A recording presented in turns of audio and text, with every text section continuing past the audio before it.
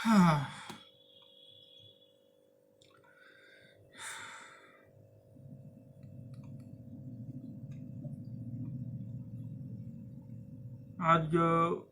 আগের দিনে বেশ আমার কয়েকটা বন্ধু মিলে আমাকে চ্যালেঞ্জ করেছিল যে কিছু কিছু বিষয় তারা বলেছিল যে সেই সব বিষয়গুলো এক্সপোজ করতে। তো আমিও চলে এলাম, এক চান্সে রাজি হয়ে গেছি। গন্ডগোল কোথায় সেটা তো আমি সরাসরি বুঝে গেছি তখন থেকে। তারা বুঝতেও পারেনি যে এটা এক্সপোজ করা আমার কাছে কোনো ব্যাপার নয়। তো সময় নষ্ট না করে আজকে পুরোপুরি শুরু করে দিই আমার কাজ। প্রথমে আমি একটা ছবি দেখাবো। ছবিটা হচ্ছে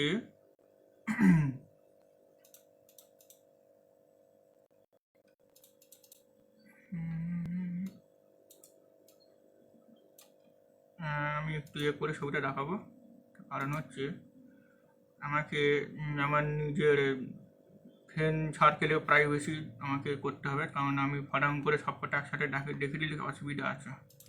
সে কারণে আমাকে করতে হবে, আমার ফ্রেন্ড সার্কেলটাকে লুকিয়ে রাখতে হবে সব কিছু। আমিও চাই না আমার নিজে এসবের কারণে তারা ব্যক্তিগতভাবে হুমকি খাক বা কারো কাছ থেকে ট্রেড হোক, এটা আমি কখনোই চাই না।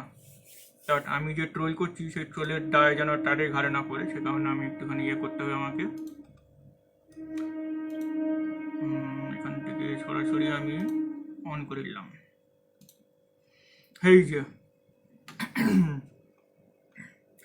এইটা হচ্ছে প্রথম ইয়ে, মানে এটাকে আমি প্রথম এক্সপোজ করব। The Baba at Mahakumbh graduated from IIT Bombay and is an aerospace engineer. Claimed satisfaction in his face when he say ज्ञान की पीछे चलते जाओ कहाँ जाओगे यही तो आगे is unbeatable। তো এ বলতে গেলে একজন মানসিক রোগীর শিকার হয়েছে বলতে গেলে। একটা মানসিক কোনো সমস্যার শিকার না হলে এরকম একটা অঘটন ঘটাতে পারে না। তার কারণ মানসিক তার আগে বলে রাখি, এই যে মেন্টাল ইলনেসের মেন যে শুরুটা হয়েছে সম্ভবত হয়তো এ ফ্যামিলি থেকে হয়তো হতে পারে, বা বন্ধু বান্ধব যাদের সঙ্গে মেশে তাদের কাছ থেকে এইরকম একটা আঘাত পেতে পারে, বা সোশ্যাল মিডিয়ায় অ্যাক্টিভ থাকে। সোশ্যাল মিডিয়া যদি এই ধরনের এমন ধরনের কন্টেন্ট যদি খুব বেশি আসে তখন তাকে মানসিক দিক থেকে খুব বেশি প্রভাবিত করে, তখন সে আস্তে আস্তে ওই দিকেই হেলে পড়ে। তো সেখান থেকে নিজেকে গুটিয়ে নিয়েছে। আজ আমি কতকগুলো কন্ডিশন করে এটাকে এক্সপোজ করব। কন্ডিশনগুলো কী কী? ফার্স্ট কন্ডিশন হচ্ছে, কি এমন প্রমাণ আছে যে এই আইআইটিয়ান করেছিল বা এখান থেকে পাস করে এরোস্পেস ইঞ্জিনিয়ার ছিল, এর কী প্রমাণ আছে? বিশেষ কিছু প্রমাণ থাকা দরকার না, কারণ এখনকার দিনে ম্যাক্সিমাম ছেলেমেয়েরাই এআইকে ব্যবহার করে, গুগলকে ব্যবহার করে, ইউটিউবকে ব্যবহার করে যে কোনো ধরনের সাবজেক্টকে পড়াশোনা করতে পারে এবং তারা নিজেদের বুদ্ধিকে প্রসারিত করতে পারে। অর্থাৎ সে ইন্টারনেটকে ব্যবহার করে সব কিছু শিখতে পারবে। এটা এমনই একটা যুগ, ইন্টারনেট সবার হাতে এসে গেছে। তা আমিও পারলে ওখানে গিয়ে মহাকুম্ভে গিয়ে বলতে পারি যে আমি আইআইটি করেছি, দেখুন আমি আমার সব রকম ফিজিক্সের সব বলে দিচ্ছি। আমি এটা কীভাবে হচ্ছে, ওটা কীভাবে হচ্ছে, এই এফেক্ট কীভাবে, ওই ল কীভাবে কী হয় না, আমি পর গর্ব করে বলে দিলাম। ওরাও বিশ্বাস করে নিল, আমার কথাটা বিশ্বাস করে নিল, খেয়ে নিল যে হ্যাঁ সত্যি তো আমি আইআইটি করেছি, তাই না? সেকেন্ড কন্ডিশন হচ্ছে, সে কি নিজের বুদ্ধির যোগ্যতাকে সাধুসন্ত করে কি করতে চাইছে? নিজের যোগ্যতা যে বুদ্ধি আছে সেগুলোকে সে কেন নষ্ট করছে সাধুসন্ত হয়ে?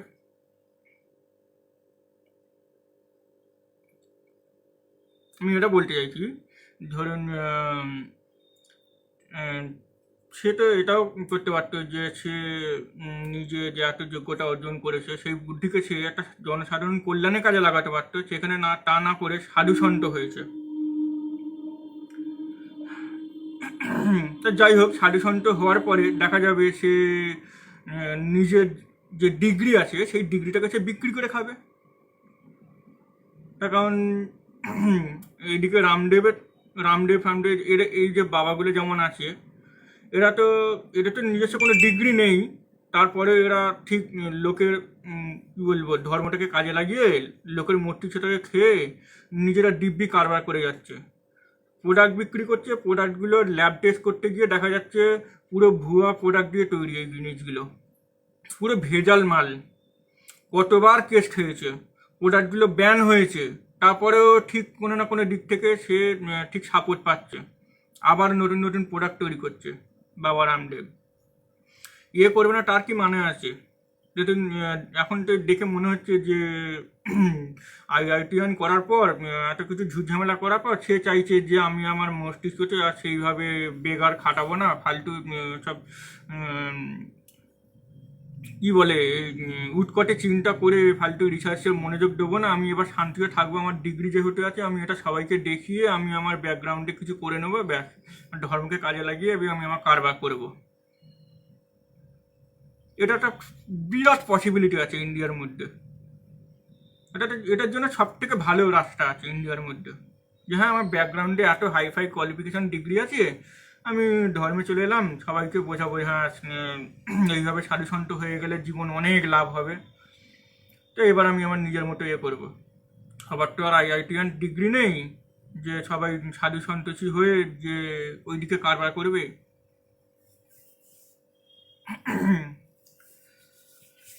থার্ড কন্ডিশন, সে সাধু সন্তোষী হয়ে লাভটা কি করলো? সাধু সন্তোষী হওয়ার ফলে কটা জনসাধারণের কটা কি উপকার হলো আমি সেটা জানতে চাইছি। সে নিজের স্বার্থেই তো সাধু সন্তোষী হচ্ছে না। সাধু সন্তোষী হওয়ার পর দেখা যাবে নিজের স্বার্থেই সে যেটা চাইছে সেটা পেয়ে যাচ্ছে। যেমন এইসব বাবাজি চাটাজিরা যা আছে, কি বলবো, এখন ভারতে বলতে গেলে ম্যাক্সিমাম অনেকেই বাবাজি চাটাজি আছে যারা দু তিনটে ভাষণ তেজে বললেই 1 মাসের সংসার চালানোর টাকা তাদের পকেটে ঢুকে যায়। রোলেক্স ঘড়ি, iPhone 16 Pro, BMW গাড়ি, কোনো কিছুর অভাব নেই। অথচ মুখে বলছে যে ফালতু ফালতু টাকার পেছনে ছুটে কোনো লাভ নেই, জীবনে যেটা আছে সেটাকে নিয়েই থাকো, এবং যা যা বলা হচ্ছে সেগুলোকে মেনে চলো, দেখবে একসময় ঠিক নিজের সব কি বলে সব কিছু বিপদ কেটে যাবে, এবং নিজেও আস্তে আস্তে আর্থিক দিক দিয়ে অনেক ওপরে উঠে যাবে এবং বড়লোক হয়ে যাবে। এটা ওদের বক্তব্য। আর ওদের কথা শুনে সাধারণ মানুষেরাও ওদের মতো চলতে আরম্ভ, মানে কি বলবো, ওদের কথাই চলতে আরম্ভ করে দিচ্ছে। ওদেরকে যেমন কি বলবো ভিক্ষা দেওয়া, যেমন ভিক্ষা দেয়। দেখা যাচ্ছে যে 2 টাকা করে যদি দেয়, সেখানে 10,000টা লোক দিলে কি হচ্ছে, 20,000 টাকা এমনি একদিনে ওর পকেটে ঢুকে গেল। এবার সবাই যে 2 টাকা দেবে না, কেউ 20 টাকা, কেউ 50 টাকা, কেউ 100 টাকা এরকম করে দান করছে। তারপর তো সরকারের সাপোর্টটা আছে এদেরকে, হ্যাঁ তুমি জনগণকে ভালো রকম খাওয়াচ্ছ, নাও আমার কাছ থেকে তোমাকে একটা বক্সিস দিলাম, নাও তোমাকে একটা গাড়ি দিলাম, নাও তোমাকে একটা রোলেক্স ঘড়ি দিলাম। এই যে ব্যাপার, তো জনসাধারণের কি উপকার হচ্ছে সাধু সন্তোষী হয়ে, আমি এটা জানতে চাইছি। কোনো উপকার নেই। ফোর্থ কন্ডিশন, যদি সে নিজের বুদ্ধিকে কাজে লাগাতো তাহলে কি হতো? আচ্ছা, সারা ভারতবর্ষ একটা সিনেমা তো প্রায় ভারতবর্ষের 90% লোক একটা সিনেমা প্রায় সব দেখেছে। সিনেমাটার নাম হচ্ছে three idiot. Three ইডিয়টসে Aamir Khan যে পাঠটা করেছিল র্যাঞ্চো নামে, তার অ্যাকচুয়াল চরিত্র হচ্ছে আমাদের বর্তমানে যে রিয়েলিটি যেটা দেখতে পাবো সেটা হচ্ছে সোনাম ওয়াংচু। সোনাম ওয়াংচু লাদাখের একজন বাসিন্দা। তিনিও একসময় কলেজ থেকে ডিগ্রি ফিগ্রি করে, সায়েন্স নিয়ে ডিগ্রি ফিগ্রি করে, একটা জাস্ট আমি এখানে দেখে নেবো, যদি ইয়ে না হয় আমি এখানে বলে দিচ্ছি। সোনাম ওয়াংচু নামে লিখছি, কী কী ডিগ্রি করেছে সেটা আমি পরে পরে বলবো।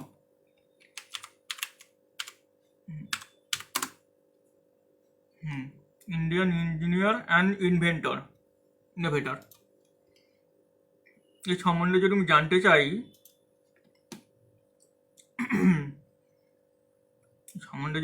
চাই, আমি early life. Sonam Wangchu born in 1966 near Alchi in the Leh district of Ladakh He was not enrolled in school until the age of 9, as there were not any school in his village. His mother taught him all the basic in his own mother tongue until that age, mid-9 age. At a nine, at the age of 9, he was taken to Srinagar and enrolled in a school in Srinagar. Since he looked different compared to the other students, he would get addressed in a language that he did not understand. মানে লাদাখের সঙ্গে local ভাষা যেটাই হোক না কেন সেটার সঙ্গে স্কুলের সঙ্গে ভাষার সঙ্গে হয়তো মিলছে না, সেটাতে তার প্রবলেম হচ্ছিল, সেই কারণে এটা বুঝতে হবে, তার কিছু করার নেই। যেমন বাংলা মিডিয়ামের সঙ্গে ইংলিশ মিডিয়াম স্টুডেন্টের একটা জিনিস দেখা যাবে, ম্যাক্সিমাম বড় বড় এক্সামগুলোয় বাংলা মিডিয়ামের স্কুলরা চট করে ক্র্যাক করতে পারে না। যেমন সেটা এগুলো হচ্ছে ম্যাথামেটিক্সে যেমন ম্যাথামেটিক ডিকশনারি আলাদা আছে, সেগুলোর জন্য আলাদা আলাদা ভাষার ব্যাপার থাকে, কোথায় কীভাবে ব্যবহার করা হয় প্রত্যেকটা টুলের ল্যাঙ্গুয়েজকে। ফিজিক্সের ক্ষেত্রেও তাই, কেমিস্ট্রির ক্ষেত্রেও তাই, এগুলো ব্যাপার আছে স্কুলের মধ্যে, এইটা আমি বলতে চাইলাম। When I want to complete BTech in Mechanical Engineering from National Institute of Technology, Srinagar. ঠিক আছে? Due to difference with his father over the choice of the engineering stream, he had to finance his own education. He also went 2 years of higher studies in art and architecture at Créteil School of Architecture in Grenoble, ফ্রান্সে। আচ্ছা, ফ্রান্সে school থেকে আর্কিটেকচারে ডিগ্রিটা complete করেছিল। Career 1988 সালে after his graduation Wangchuk with his brother and 5 years। আচ্ছা, তার student educational and culture movement of Ladakh. আচ্ছা, মানে এই আর্কিটেকচার পুরো ডিগ্রিটা করার পর সে নিজের কেরিয়ার শুরু করেছিল নিজের গ্রামের মধ্যেই। এডুকেশন সিস্টেম মানে এডুকেশন কালচার এগুলোকে তৈরি করেছিল ওখানকার যারা। ওখানে প্রথমেই আমি বলেছিলাম যে লাদাখে যে গ্রামে সে থাকতো সেখানে ছোটোবেলায় পড়াশোনা সেইভাবে সেখানে করতে পারেনি, তার কারণ হচ্ছে স্কুল ফুল কিছুই ছিল না। তারপরে এখানে এইগুলো না বলছি না, এইগুলো ইয়ে করে দেখে নিলে নিজেরা দেখে নিলে ভালো হয়, বলতে গেলে অনেক বড় হয়ে যাবে।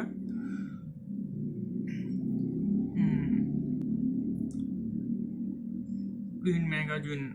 আচ্ছা, only print magazine. Ledach Melong, he appointed to be advisor for the education in the Hill Council government 2002 together with the NGO head Assam. He founded Ladakh Voluntary Network LVN Assam.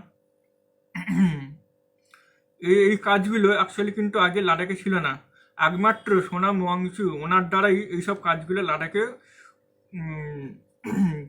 তৈরি হয়েছে, বলতে গেলে প্রতিষ্ঠিত হয়েছে।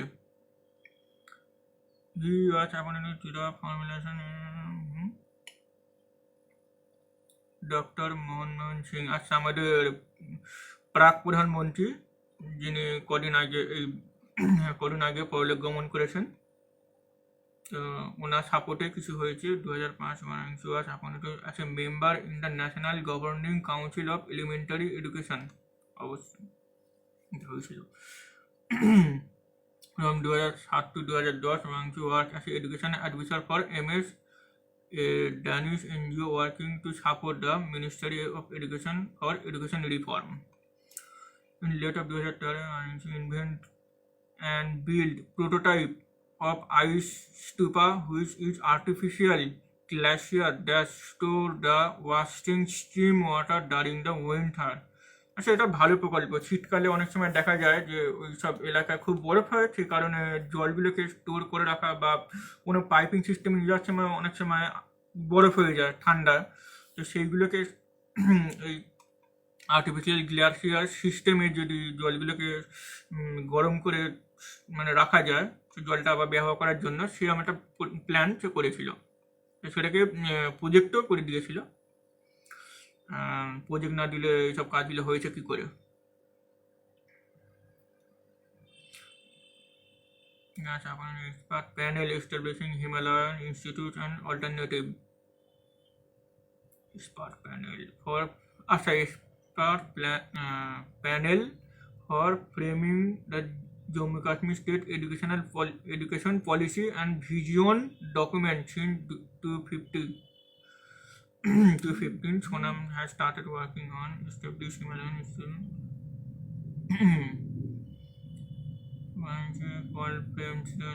আচ্ছা innovation দেখি helping মাড building solar মাড building এটা সব থেকে বড় প্রজেক্ট ছিল ওখানকার এই পাহাড়ি অঞ্চলে অনেক সময় ইলেকট্রিসিটি পণ্ডিতদের নিয়ে যাওয়া সেই ঝামেলার জন্য ওখানে সোলার সিস্টেম করেছিল জনগণের জন্য এটা তো বহুত ভালোই কাজ এগুলো ঘরে ঘরে ইলেকট্রিক পৌঁছে দেওয়া LED led by Himanshu Shekmal has won the International Terra Award for the best building in July. আচ্ছা এই বিল্ডিংটা কথা বলছে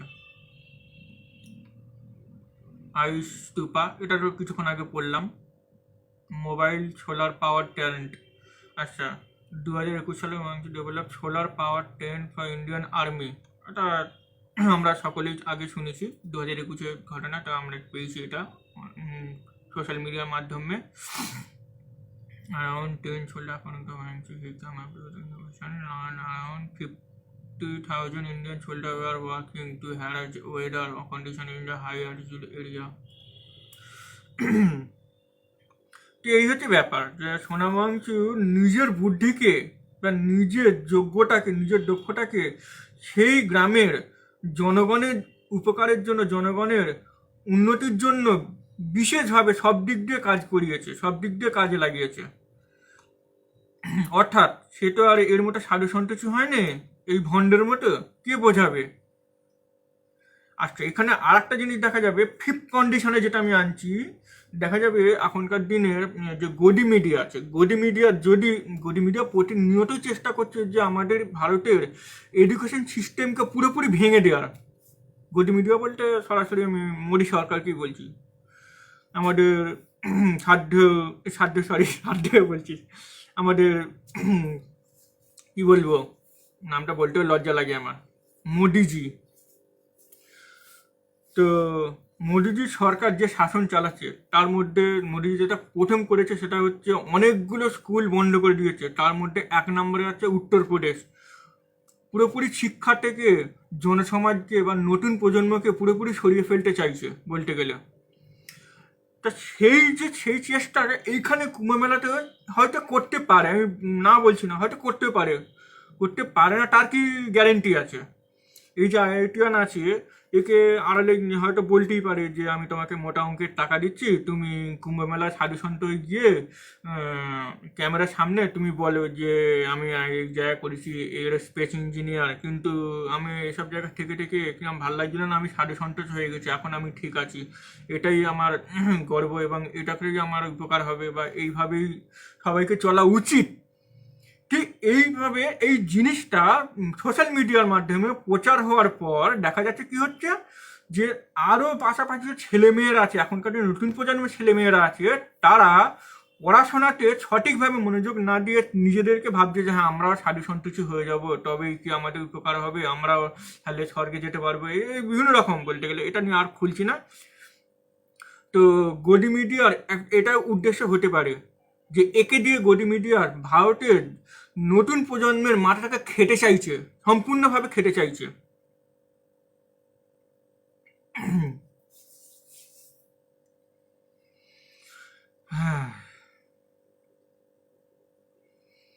অত সোজা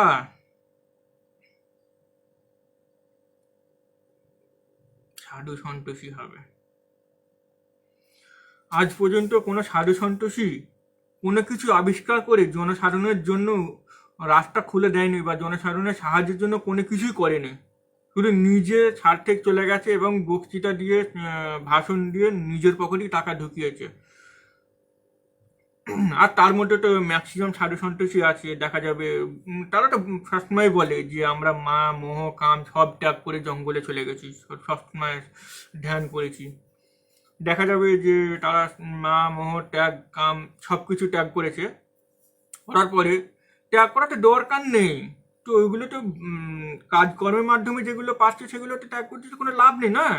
সেগুলো পাচ্ছে না তো কাজকর্ম গায়ে গতরে খেটে যেগুলো পাচ্ছে সেটা না করে তো এমনি ভাষণ দিয়ে তো ভক্তদের কাছ থেকে টাকা পাচ্ছে, সেখানে তো আর ত্যাগ হচ্ছে না। তার বেলায় দিব্যি পকেটের মধ্যে ঢুকছে। আর তারপরে ম্যাক্সিমাম সাধু সন্ন্যাসী কী করে, এটা প্রকৃতির নিয়ম, কিছু করার নেই। প্রকৃতির নিয়ম কোনো ক্রিয়েচার বা কোনো প্রাণী কুল যৌন সঙ্গম ছাড়া থাকতে পারে না, এটা ইম্পসিবল, কারোর পক্ষে সম্ভব নয়। যে সাধু সন্ন্যাসীরাও অনেক সময় অনেক নারী ভক্তদের ব্ল্যাকমেল করে তাদেরকে ব্যবহার করে ছেড়ে দেয়।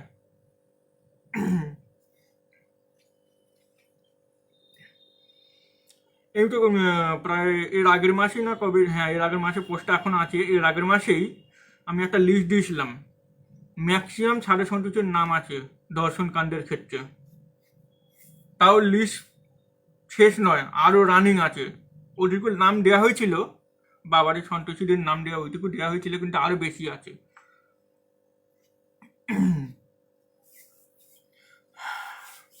সো আজকে আমার এটা নিয়ে এক্সপোজ করা হয়ে গেল। এবার আমার একটা বন্ধু আমাকে একটা লিঙ্ক দিয়েছিল, বন্ধু না মানে কি বলবো, তার সঙ্গে ঝগড়া হয়েছিল তাই ছাপড়িপনার জন্য। তার এমনই মানে কি বলবো, আমি তার নাম ফাম কিছু বলবো না, বলাটা উচিতই নয়, বলবো না, কারণ এক্সপোজ করে লাভ নেই, তাকে তার ব্যক্তিগত জীবনে এক্সপোজ করে লাভ নেই। তো আমি মাঝে মধ্যে যেটাই পোস্ট করি না কেন, সেই পোস্টে যে ব্যক্তিকে নিয়ে পোস্ট করবো তার মাকে নিয়ে সে সঙ্গে সঙ্গে গালাগাল দিয়ে দেবে, তার মাকে নামে উল্টো পাল্টা অশ্লীলভাবে গালাগাল দিয়ে দেয়। এটা তার একটা বড় ব্যাপার। তারপর এমনি বন্ধুদের মধ্যে আলোচনা হচ্ছে, তার সেও গ্রুপে আছে, সে সাপ্রি টক্সিস্টার গ্রুপে আছে। হঠাৎ করে একটা মেয়ের কথা তুললাম, সঙ্গে সঙ্গে মেয়েটাকে সে এই অশ্লীলভাবে গালাগাল দিয়ে দিল। মানে কি বলবো, ওই ভাষাটা মানে এটাই দাঁড়ায় যে সে ল্যাম্পপোস্টের নিচে দাঁড়ানো মেয়ে ছেলে, এরকম ধরনের ভাষা তার মুখে। যে মেয়েরই নাম বলা হয় সেই ওই ল্যাম্পপোস্টে দাঁড়ানোর নিচে মেয়ে বলতে গেলে। তো মেন ঝগড়া হয়েছিল, আমি কদিন আগে বি.আর. আম্বেদকরের ছবি দিয়েছিলাম, ও ফট করে কমেন্টে এসে বি.আর. আম্বেদকরের মায়ের নামে অশ্লীলভাবে গালাগাল দিয়েছিল। তো সেখান থেকে মেন ঝগড়া শুরু হয়েছিল, তারপর থেকে আমিও পুরোপুরি ওর সঙ্গে সম্পর্ক ছাড়া করে দিয়েছি, মানে বন্ধু হিসেবে ওকে মানিয়ে না, আর কোনো কথাই বলি না, সব মানে আমার সোশ্যাল মিডিয়া থেকে শুরু করে সব দিক থেকে ওকে আমি পুরোপুরি কাট আউট করে দিয়েছি, ব্লক করে দিয়েছি। ফেসবুকে তবে অরিজিনাল অ্যাকাউন্টটা মানে ব্লক করিনি আমি, এটা কারণ হচ্ছে মাঝে মধ্যে দেখছি ওটা দিয়ে এটা ওটা কমেন্ট করছে, আমি তো বুঝতে পারছি না, আনফ্রেন্ড হয়ে গেছে কিন্তু কমেন্ট করছে, আমি হয়তো ব্লক করে দিতে হবে ওকে আমাকে। তো আমি সরাসরি ওই লিঙ্কটা খুলবো, তার আগে আমি আবার এটা প্রাইভেটই করে নিই, কারণ ওই লিঙ্কটা খুলতে গেলে আমার তো ফ্রেন্ড লিস্ট পুরো এক্সপোজ হয়ে যাবে, আমার দরকার নেই তাদেরকে করা। তো সেই কারণে আমি এটা অফ করি, ডিসপ্লে ক্যাপচারটা অফ করি।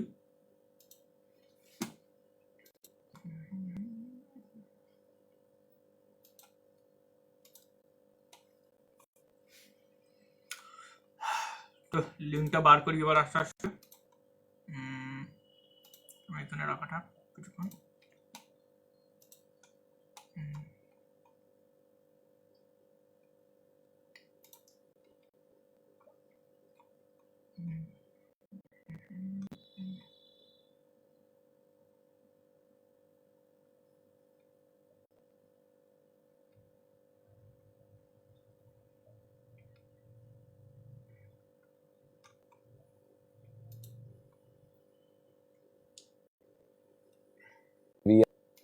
दोस्तों कुछ लोग कुंडली में राजयोग होते हुए भी एवरेज लाइफ जी रहे हैं, वहीं दूसरी तरफ कुछ लोगों की कुंडली में बड़े योग नहीं है पर आती हैं।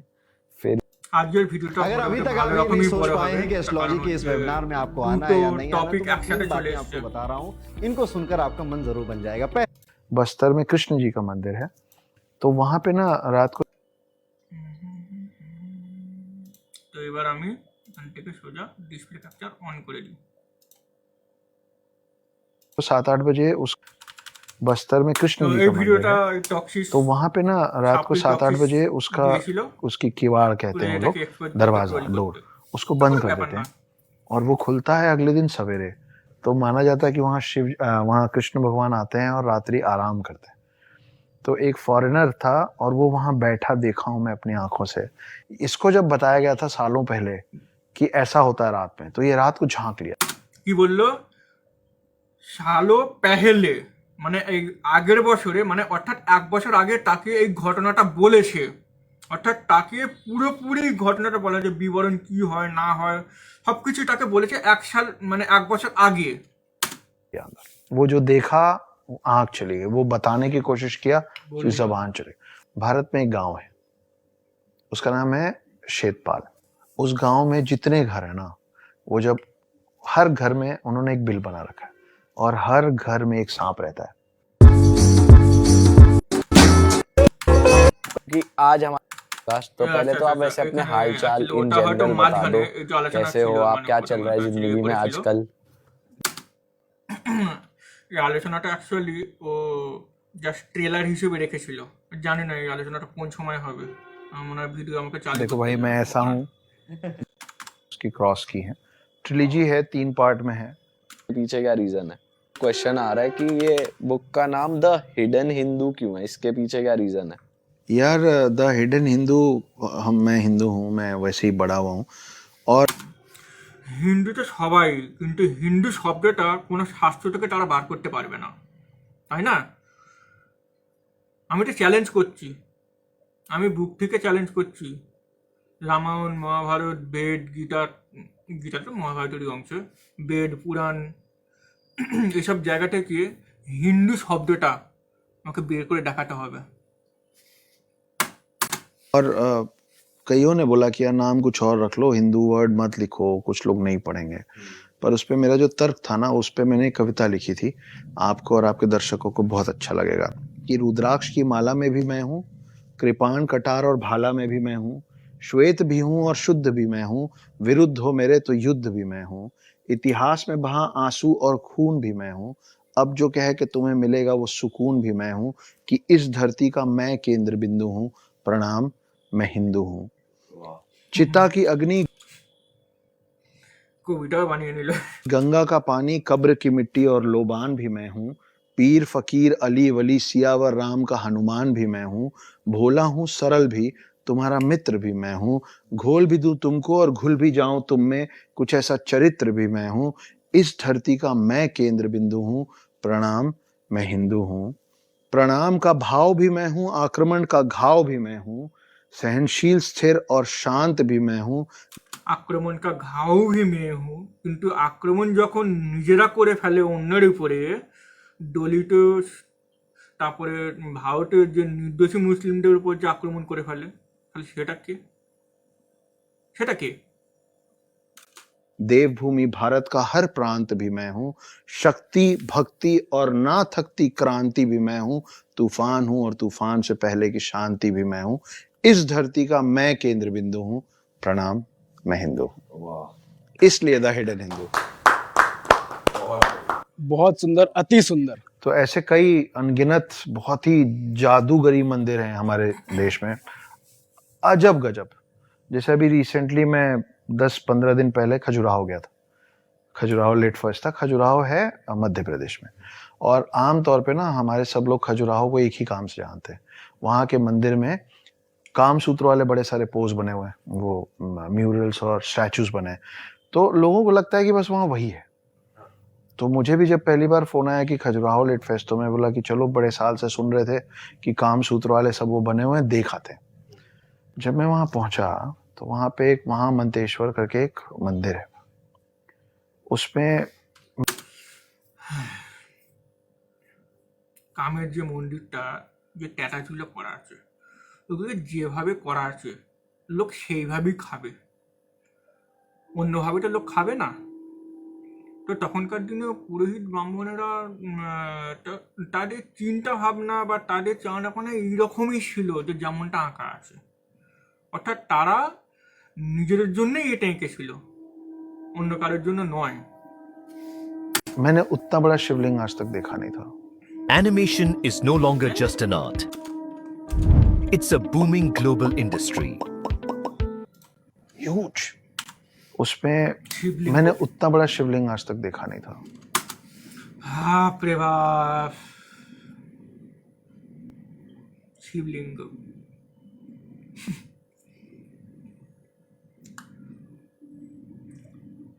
তো এখানে আমি যতবারই আমার বন্ধু বা অন্যকে জিজ্ঞেস করেছি যে শিবলিঙ্গ তো শিবের লিঙ্গ, তো শিবের লিঙ্গকে পুজো করে কেন, তখন তারা বলে ওটা শিবের ওই লিঙ্গ নয়, ওটা হচ্ছে প্রকার। তখন আমি তাদেরকে তখন আমি ব্যাপারটা বুঝতে পারিনি, তাহার মেনে নিয়েছিলাম। কিন্তু পরে আস্তে আস্তে যখন জানলাম তখন তাদেরকে আর প্রশ্ন করার সময়টা ওটা পাইনি, অর্থাৎ তারা সেই মুহূর্তে আমার সামনে ছিল না, একটু বহুদিন পরে আমি জানতে পেরেছি। এবার আমার প্রশ্ন হচ্ছে, শিবলিঙ্গ যদি প্রকার হয় তাহলে কামাখ্যা মন্দিরের যোনি পূজাটা কি, যেখানে যেসব নারীদের পিরিয়ড হয়, পিরিয়ডের সময় সেই পিরিয়ড জনিত পেশাব দিয়ে পুজো করা হয়, সেটা কি পূজা,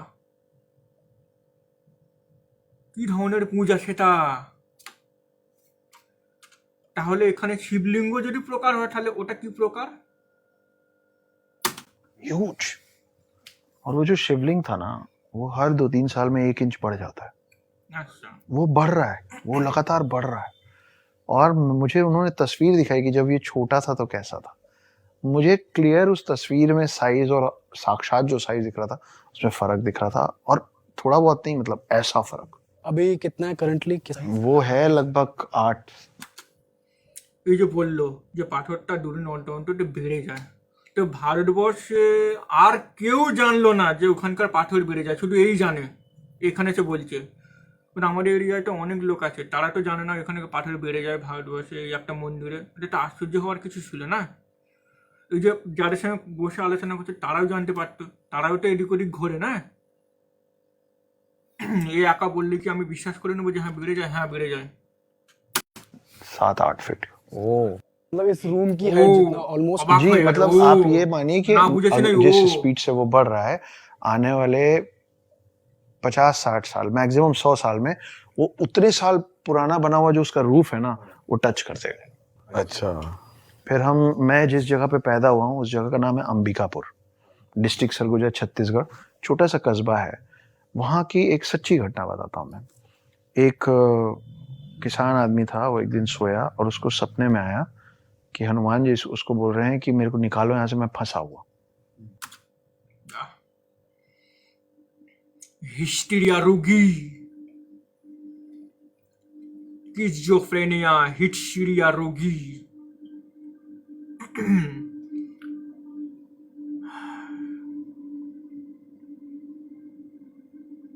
হনুমান ওখানে আটকে আছে, উদ্ধার করতে হবে ওকে। तो किसान आदमी वो अगले दिन कुल्हाड़ी खरीदा, उसको कई बार सपने आए, मतलब रेगुलरली। तो वो कुल्हाड़ी खरीदा, उसको एग्जैक्टली मालूम था क्योंकि वो हर दिन सपने में उसको उस रास्ते से ले जाया जा रहा था। वो पहुंचा और उसने एक पेड़ को एग्जैक्ट एक पॉइंट से काटना चालू किया। तो सब लोग आए। আমার বাড়িতে আমার মায়ের ক্ষেত্রে যে জিনিসগুলো হয়েছে সেইগুলো থেকে আমি যথেষ্ট বুঝে গেছি যে কি জিনিস হয়। আর মা দেখতে পাচ্ছে যে এখানে ব্রহ্মদেবী দাঁড়িয়ে আছে, এইখানে কালী দাঁড়িয়ে আছে, ওইখানে শিব দাঁড়িয়ে আছে, মা দেখতে পাচ্ছে কিন্তু আমরা দেখতে পাচ্ছি না। কেন? মা ছোট থেকে খুব ধার্মিক ব্যক্তি ছিলেন, অর্থাৎ মা বাড়ি অঞ্চলে ধার্মিক ব্যক্তির সংখ্যা অনেক বেশি, এবং তাদের ধার্মিকের পার্সেন্ট মানে ধার্মিকের যে রিলেশন বলতে গেলে অনেক বেশি, মানে অনেকটা পরিমাণে ধর্মে বিশ্বাস করে। মানে বলতে গেলে কেউ যদি রাস্তা দিয়ে যাচ্ছে আর একটা বদমাইশ ছেলে যদি কোনোভাবে ইট ছুঁড়ে দেয় বা কোনো লাঠি এদিক ওদিক ঘুরিয়ে দেয় না আড়াল থেকে, বুঝে হ্যাঁ ভূত আছে, সঙ্গে সঙ্গে সে বিশ্বাস করে নিয়ে সেখানে পরের দিন থেকে লোক বলে সেখানে গিয়ে পুজো আরম্ভ করে দেবো রোজা দিয়ে। তো এই হচ্ছে ব্যাপার, এরকম ধরনের জায়গা। তো আমি এর আগেও হয়তো বলেছিলাম যে আমার মা বাড়িতে একটা বুড়ি পিসি ছিল, সে ঝাড়ফুঁক করতো খুব বেশি। তো ছোটোবেলায় আমার বুড়ি পিসি আর মাকে বা আমার দাদু রাস্কেল জন্তুর মাল একটা, তো সেও ওই রকম মায়ের মাথায় ওই উৎকটে উৎকটে ভয়ঙ্কর ভয়ঙ্কর আজগুবি গল্প খুব বেশি ঢুকিয়ে দিয়েছিল। তার ফলে কি হয়েছিল, মা সেই সব ভয়ঙ্কর গল্পের যে ভয়ঙ্কর ধরনের যে ঘটনা এইগুলো মানসিকভাবে না নিতে পেরে অনেকটা সময় মানসিক দিক থেকে সেটাকে রিজেক্ট করে, তখনই সে আস্তে আস্তে মেন্টালিটি হতে আরম্ভ করে না। দেখা যাবে অনেক পাগল আর যারা আছে ছোটবেলায় পাগল ছিল না, পরে পাগল হয়ে গেছে, তারা তো মেন্টাল প্রেশারই পাগল হয়েছে না, ভয়ের কারণে পাগল হয়েছে। তো এক্ষেত্রেও তাই, মায়ের ক্ষেত্রেও তাই হয়েছে যে মাকে ছোটবেলা থেকে আজগুবি ধরনের গল্প, কুসংস্কার, কুশিক্ষা বেশি মাথায় ঢোকা হয়েছিল। তার ফলে কি হয়েছিল, মায়ের মস্তিষ্কের প্রেশার এতটাই বেড়ে গেছিলো যে মা মানসিক রোগী হয়ে গেছিলেন। মা যেটা মনে মনে খুব বেশি চিন্তা করতে, হ্যাঁ মনে হচ্ছে এইখানে বোমোটিতে দাঁড়িয়ে আছে, মনে হচ্ছে আমার এইখানে কালী ঠাকুর দাঁড়িয়েছে, হ্যাঁ দাঁড়িয়ে আছে কালী ঠাকুর দাঁড়িয়ে, এই তো দেখতে পাচ্ছি কালী ঠাকুর দাঁড়িয়ে আছে। এটা অনেক সময় কি হয়, যারা কিডসোফেনিয়া বা হিস্ট্রিয়া রোগী, অনেক সময় তাদের ক্ষেত্রে কি হয় যে তারা নিজেদের চিন্তাকে এতটা ডিপলিভাবে ফেলে দেয় যে নিজেদেরকে নিজেরাই সম্মোহন করে ফেলে, মানে হিপনোটাইজ করে ফেলে। নিজেদেরকে নিজে যখন হিপনোটাইজ করে ফেলে না, যেন তারা কিরম বলে, এমন অ্যাক্টিং করবে যেন সত্যি সত্যি সে কিছু কাউকে দেখতে পাচ্ছে, কারোর সঙ্গে কথা বলছে, ভূতের সঙ্গে কথা বলছে, ঠাকুরের সঙ্গে কথা বলছে। এই সেম ঘটনা অনেক জায়গায় হয়। হয়তো অনেক মানসিক রোগী আছে যারা নিজেদেরকে একটু সমাজে অন্যদের থেকে একটু সম্মানীয়ভাবে দেখার জন্য মাথা নাড়িয়ে 2-3 দিন না খেয়ে পরের দিন বলবেন আমার উপরে এই মায়ের ভর করেছে, আমার উপরে এই ঠাকুরের ভর করেছে, আমাকে এক্ষুনি পুজো করতে হবে বলে সেইখানে পুজো বাতি আরম্ভ হয়ে গেল, প্রসাদ আরম্ভ হয়ে গেল, ঢাক ঢোল আরম্ভ হয়ে গেল, মন্দিরও করে উঠল। এরকম ঘটনা বহু আছে। पीछे बोले क्यों, क्या कर रहे हो, पेड़ क्यों काट रहे हो? तो बोला वो इसमें हनुमान जी फंसे हुए। तो बोले यार पागल हो गया, डिस्टर्ब हो गया। जैसे मान जी के लिए बोलते थे ना मैं पूरा पहाड़ काट दूंगा, तो सब बोलने पागल हो गए। उसने काटा, फिर संभाल के ওই যে বললো পাগলে কাটা, পুরো পাথরটা কেটে ফেললো। অ্যাকচুয়ালি মানসিক দিক থেকে যখন কেউ একটা দিকে যখন পড়ে যায় না, সে সেটাকে কোনো না কোনোভাবে করেই ছাড়বে। অনেক সময় দেখা যাবে একটা পাগলের সঙ্গে যদি একটা সাধারণ ঠিক বলবো না, দেখা যাবে সে মোটামুটি একটুখানি শক্তিশালী ব্যক্তি, তার সঙ্গে যদি একটা পাগলকে লড়াই করতে দেওয়া হয় না, পাগল জিতবে। সেই মুহূর্তে তার শরীরের ক্ষমতা এতটা বেশি থাকে না, অ্যাট এ টাইম সে এতটা প্রয়োগ করে এনার্জিকে, সে তুলনা করা যাবে না। এটাই বাস্তব। একটা পাগলের সঙ্গে কোনো সাধারণ মানুষই চট করে লড়তে পারবে না, তাদের অনেক শক্তি থাকে গায়ে। এই ক্ষেত্রে তাই হচ্ছে, পাহাড়টাকে পুরো কেটেই ফেললো, মানে যেটুকু অংশ কাটতে বলেছিল। के साइड से काटा, उसके अंदर सही में हनुमान जी की एक मूर्ति निकली है, और वो मूर्ति हर साल बढ़ती है। मैं अपने आंख से देख के आया हूँ। হ্যাঁ, ওইভাবে দেখলে হবে।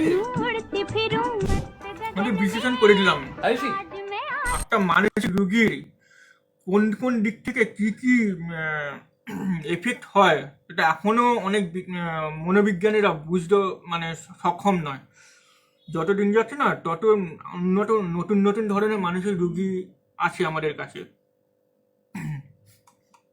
वहां इतनी भीड़ होती है। अब वो हो गया है लगभग 8-9 फीट का, और जब वो निकला था 2-2.5 फीट का था। वो सब ऐसे भी बढ़ रहा है और ऐसे भी बढ़ रहा है।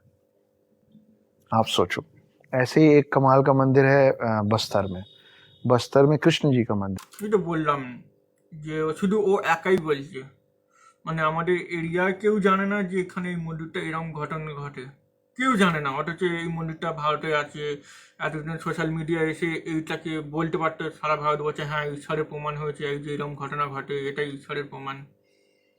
কোনো সোশ্যাল মিডিয়া ওখানে গিয়ে বলে না জিনিসটা, আমি কি করে বিশ্বাস করবো? मंदिर है, छोटे में गया था जब हम हॉस्टल में थे, आई थिंक 8th या 9th জল में था মিশে मैं। বললে তো বিশ্বাস হবে तो না। वहां पे ना रात को 7-8 बजे उसकी किवाड़ कहते हैं वो लोग, दरवाजा, डोर, उसको बंद कर देते हैं, और वो खुलता है अगले दिन सवेरे। और रात में ना उसके अंदर भगवान जी के लिए बेड लगता है, और बेड बिल्कुल प्लेन ऐसे अच्छे से करके रखा रहता है, और सुबह जब मंदिर खुलता है ना, तो वो पूरा छिन्न भिन्न रहता है।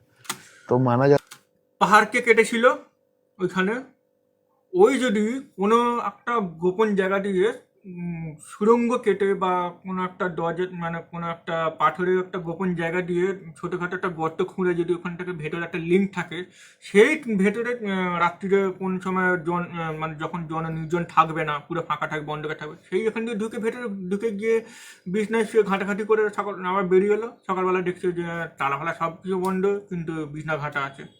খুব সোজা ব্যাপার না? সিক্রেট বেস এমনিতেও না, এতদিন ধরে প্রচার হয়ে যাচ্ছে, এমনিতে নয়, সিক্রেট বেস অনেক জায়গায় এইভাবেই কাজ করে। जाता है कि वहाँ कृष्ण भगवान आते हैं और रात्रि आराम करते हैं। तो एक फॉरेनर था और वो वहाँ बैठा, देखा हूँ मैं अपनी आंखों से। ওই ফরেনারটাই 1 বছর আগে এর কাছ থেকে শুনেছিল বা অন্য কারোর কাছ থেকে শুনেছিল যে এরকম ঘটনা ঘটে, আর সে ওইখানে ওইভাবে ডেকেছে। সেটা কিরম বলবো, যে সে ভাবছে হ্যাঁ হচ্ছে হচ্ছে হচ্ছে হচ্ছে, সে ভাবছে মানসিক দিক থেকে সেও বিপন্ন হয়ে গেছিলো ওই একটা চিন্তার পেছনে। তখন সে নিজেকে ওই দিকেই ফেলে দিয়েছিল, যেন মনে হচ্ছে হ্যাঁ হচ্ছে। यही सब है ना, जब आप ये सब देखते हो ना तो आपका विश्वास, ঢুকে आपका বিছনা भरोसा ঘেঁটে बढ़ता ফেলেছে। चला जाता কি করা যাবে? है। एक फॉरेनर वहाँ बैठा होता, जैसे कई होते ना हरे এটা राम हरे হাটের कृष्ण, কৌশলকে तो ব্যবহার ना वो করছে बस না। बैठ के ऐसे करता था। तो वहाँ जो गाइड वाइड लोग थे वो बोले कि सालों से यहाँ बैठा है, इसको जब बताया गया था सालों पहले कि ऐसा होता है रात में, तो ये रात को झांक लिया अंदर कि मेरे को देखना है क्या होता है। तो ये देखा तो ये बहुत डर गया। किस बात से डरा? अब अगले दिन ही ट्राई टू टेल कि मैं रात को क्या देखा, तो वो बोल नहीं पाया, वो आज तक बोल नहीं पाता है। आपने उस अंग्रेज को देखा मैंने है? उस आदमी को देखा है, उसकी आंखें नहीं है, वो जो देखा वो आंख चली गई, वो बताने की कोशिश किया, उसकी जबान चली गई। वो বলতে পারবে না না, ওকে সেরকম ভাবে কিছু দেখানো হয়েছে যেটা বলতে গেলে ওকে পরে রাস্তায় ফাস্তায় মানে কি বলবো, আড়ালভাবে ওকে হত্যা করবে। এই জন্য ও বলতে বাধ্য হচ্ছে না। হয়তো ও কোনো কিছু জিনিস দেখে ফাঁস করে ফেলেছে, ওই জন্য ও বলতে পারছে না, যে বলতে গেলে ওকেই হত্যা করে দেবে। बैठा हुआ था मेरे सामने और हम पूरे स्कूल के लोग एक साथ खड़े होके उसको देख रहे थे और उसके बारे में उसके सामने बात किया जा रहा था, और वो ऐसे ऐसे करके ना हम लोग को ऐसे जय कर रहा था। आप सोचो, मेरे को अभी मेरे गूज़बम्स आ रहे हैं। सर ये जो आप बता रहे हैं जहाँ पे पेड़ के अंदर मूर्ति बढ़ रही है, अब वो एक टेम्पल बन गया, लोग आते हैं वर्शिप करते हैं। हाँ, प्रॉपर टेम्पल बन गया है, उसके ऊपर छत वत डाली गई है। हाँ, और वो काफी सारे लोग आके उसको नापते वापते हैं। ওই কে ऐसे हो रहा है, হ্যাঁ হ্যাঁ হ্যাঁ এমন করে বলছে যেন হচ্ছে হ্যাঁ হয়েছে, কিন্তু এই মানে বলার যে স্টাইলটার ক্ষেত্রে অনেক সময় ভাবা যাচ্ছে যে হ্যাঁ জিনিসটার মধ্যে কিছুটা ডাউট মনে হচ্ছে, মানে একটু কিরম বলবো, একটু হতবাক হয়ে বলছে, মানে বিশ্বাস করবে না লোকটা, আমি যেটা বলছি সেটা বিশ্বাস করবে না, পাশাপাশি কিন্তু এইরকম ধরনের একটা ফিলিংস নিয়ে সে বলছে, যে চোখ মুখ দেখে বোঝা और যাচ্ছে वो না। बढ़ रहा है। और आप अंबिकापुर जाएंगे ना, तो आप वहां पे ये बात करेंगे ना तो कोई नहीं चौंकेगा, उनके लिए नॉर्मल है। तो मैं आपको एक और बहुत इंटरेस्टिंग बात बताता हूँ। आप देखो कि शिव जी जो है उनके गले में सांप होता है ना। शिव जी के बड़े बेटे हैं कार्तिक, उनका वाहन है मोर। उनका छोटा बेटे हैं गणेश, उनका वाहन है चूहा। अब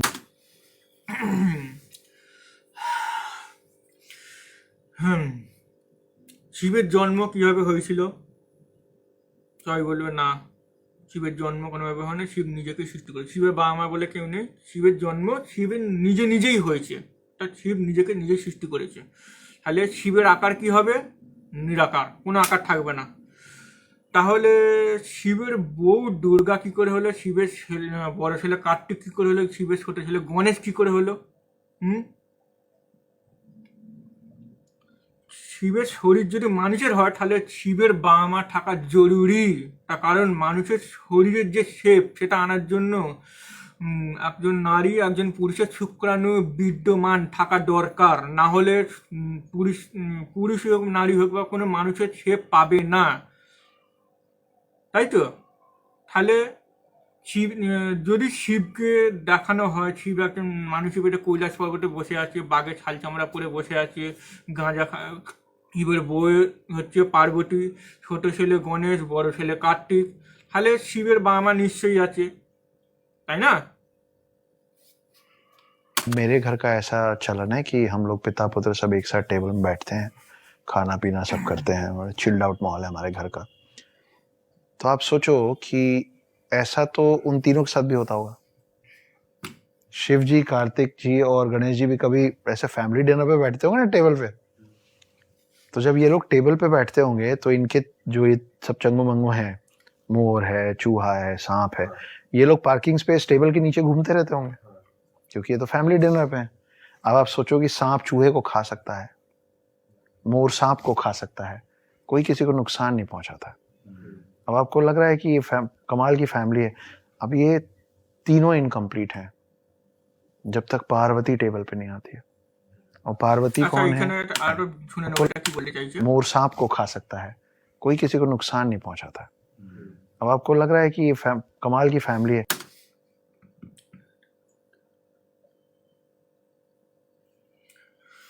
হ্যাঁ, ভিডিওর প্রথম দিকে দেখে নে,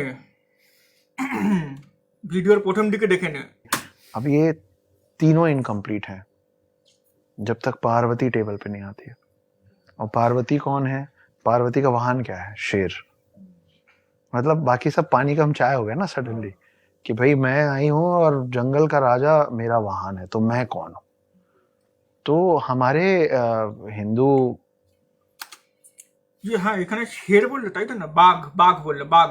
আচ্ছা ঠিক আছে, যদি বাঘ হয় তাহলে বাঘকে এখানে হত্যা করতে গেল, বাঘকে হত্যা করে শাল চামড়া এখানে করতে গেল। সে নিজে একজন ঈশ্বর, সে নিজে তো একটা পোশাক তৈরি করে বিনা পশু হত্যায় একটা পোশাক তৈরি করে পড়তে পারতো, ফালতু ফালতু বাঘকে কেন হত্যা করতে গেল? এটা হচ্ছে আমার 1 নম্বর প্রশ্ন। আর 2 নম্বর প্রশ্ন হচ্ছে শিবের বাবা মা তাহলে কে? যদি শিবকে মানুষ রূপে দেখা হয়, শিবের বউ পার্বতী, বড় ছেলে কার্তিক এবং ছোট ছেলে গণেশ। 3 নম্বর প্রশ্ন হচ্ছে যে শিব কি এমনই ভাবে রেখে গেলেন যে নিজের ছোট ছেলে গণেশের মাথা ফেলে দিল? এই রাগকে কি বলে? হ্যাঁ, এটা কি কোনো রাগ হলো? এটা তো সেই সন্ত্রাসীর ক্ষেত্রে পড়ে গেল না। ছেলে কি বলছে না বলছে, এখানে গন্ডগোল, বদমাইশ করছে, ওকে জ্বালাচ্ছে, ওকে জ্বালাচ্ছে। হ্যাঁ, এটা স্বাভাবিক ব্যাপার, যে কোনো বাচ্চা ছেলেই ছোটবেলায় দুষ্টুমি করে। যে এইটুকু বুদ্ধি একটা মহাদেবের মাথায় ছিল না, সঙ্গে সঙ্গে গলাটাকে কেটে ফেলে দিল। তাও আবার কি করলো, একটা বাচ্চা হাতিকে হত্যা করে তার মাথাটাকে গণেশের মাথায় বসালো। মানে বাচ্চা হাতিকে কেন হত্যা করতে হবে? সে যদি নিজে ঈশ্বর, অত বড় মহাদেব ঈশ্বর হয়ে থাকে, মহা ঈশ্বর হয়ে থাকে, তাহলে গণেশের মাথাটাকে কেন ফেরত আনতে পারলো না, বা সেটাকে কেন রিকভারি করতে পারলো না একটা অত বড় ঈশ্বর হয়ে? এটা আমার 3 নম্বর প্রশ্ন। परंपरा में पहले अपने परिवार की महिलाओं का, वुमेन का नाम मेल से पहले लिया जाता था। कैसे? आप देखिए गौरी शंकर। হ্যাঁ, ছেলেদেরকে প্রথমেই নিতে হয়, তার কারণ হচ্ছে হিন্দু ধর্ম মুসলিমদের মতোই নারী বিরোধী ধর্ম। নারীদেরকে বিভিন্ন দিক থেকে ছোট করা হয়, নারীদেরকে একদম পায়ের তলায় চেপে রাখা হয়, নারী বিরোধী ধর্ম। लक्ष्मी नारायण। এই যে এখনকার দিনে নারীরা যে সিঁদুর পরে, সিঁদুরটা কিন্তু এক সময় সিঁদুর ছিল না। সেটা ছিল যে কোনো নারী একটা পুরুষকে বিবাহ করার পর তার কপালে কেটে দেওয়া হতো, সেই কাটা থেকে রক্ত পড়তো। এটা প্রমাণ, হ্যাঁ এই নারীটা বিবাহিত। সেখান থেকে এই কাটাটা পরে আস্তে আস্তে তুলে দিয়ে সিঁদুরটাকে আনা হলো। পরে বুঝতে পেরেছিল যে এই নীতিটা যদি ভবিষ্যতে এগোয় তাহলে কিন্তু আমাদের এই সংস্কৃতিতে বা হিন্দু ধর্মে বহুত বড় একটা ক্ষয়ক্ষতি আছে। সেই কারণে তারা ওই কাঠ কেটে দেওয়া পরেটাকে তুলে দিয়ে সিঁদুরটাকে আনলো। জন্য সিঁদুরের রং লাল। सिया राम, राधा कृष्ण, है ना? तो ये हमारा कल्चर था। हिंदू धर्म हो, मुस्लिम धर्म हो, क्रिश्चियन, सिख, ज्यादातर धर्म में ম্যাক্সিমাম মুসলিম ধর্ম হচ্ছে নারী বিদ্বেষী। খ্রিস্টান ধর্ম, বাইবেল যেহেতু আমি পুরোপুরি এখন পড়িনি, তাই খ্রিস্টান ধর্ম কে নিয়ে কিছু বলতে পারবো না এখনো। অবশ্যই গাঁজাখুরি তো অবশ্যই আছেন, তা না হলে বাইবেলের প্রথম চ্যাপ্টারে বলে যে 6 দিনে বিশ্ব সৃষ্টি আর 2 দিনে আকাশ সৃষ্টি এমনি করতে বলছে। অবশ্যই অনেক গাঁজাখুরি আছে। তো পুরোপুরি পড়লে তখন হয়তো আমি বলতে পারবো যে নারীর দিক থেকে তারা কি ইয়ে করে না করে সেটা দিতে পারবো। जितने भी भगवान है ना, जो दिखते हैं और जो नहीं दिखते, वो सब मेल है ज्यादातर। ब्रह्मा विष्णु महेश, मैं पहले अपने आप से ही शुरू करूंगा। ब्रह्मा विष्णु महेश, अल्लाह। तो जब आप अल्लाह बोलते हो तो वो क्या बोलते हैं? আল্লাহ এক ডান সাইডে দুটো হাত থাকে এরকম, না ডান সাইডে না, হ্যাঁ ডান সাইডে দুটো হাত থাকে এরকম, একটা ইমানদণ্ড থাকে, ইমানদণ্ডটা দেখাচ্ছি না, এটা একটু অশ্লীল ব্যাপার। মাথায় দুটো শিং থাকে, বড় বড় দুটো চোখ থাকে, একটা পা থাকে, আর ইমানদণ্ডটা লম্বা হয়ে থাকে। এটা হচ্ছে আল্লাহর মূর্তি, কাবা করে রাখা আছে। ऊपर वाला सब देख रहा है, देख रही नहीं है ना, देख रहा है। गुरु नानक देव, जीसस, बुद्ध, जैन।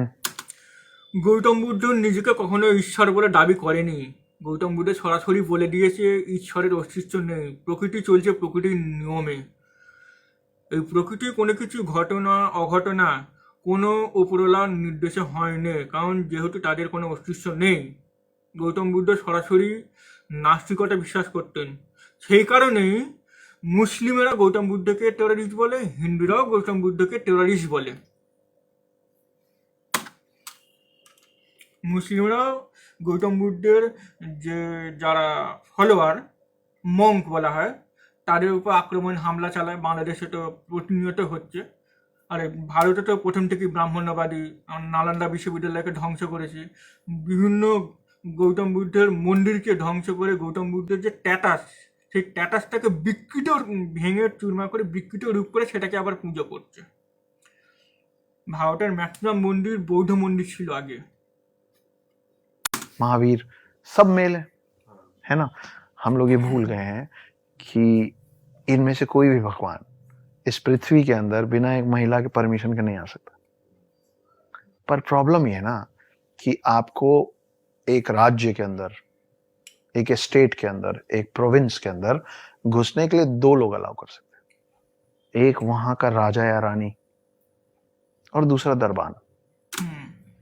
মানে বলে যে রাজা আর রানী।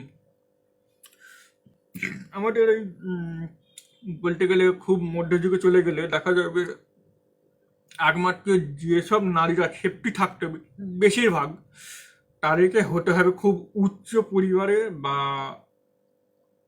রাজার পরিবারে। তাহলে একমাত্র সেই সব নারীরা বা সেই রানীরা সেফটি থাকতো বা নিজেদেরকে সব থেকে স্বাধীন মনে করতে পারতো।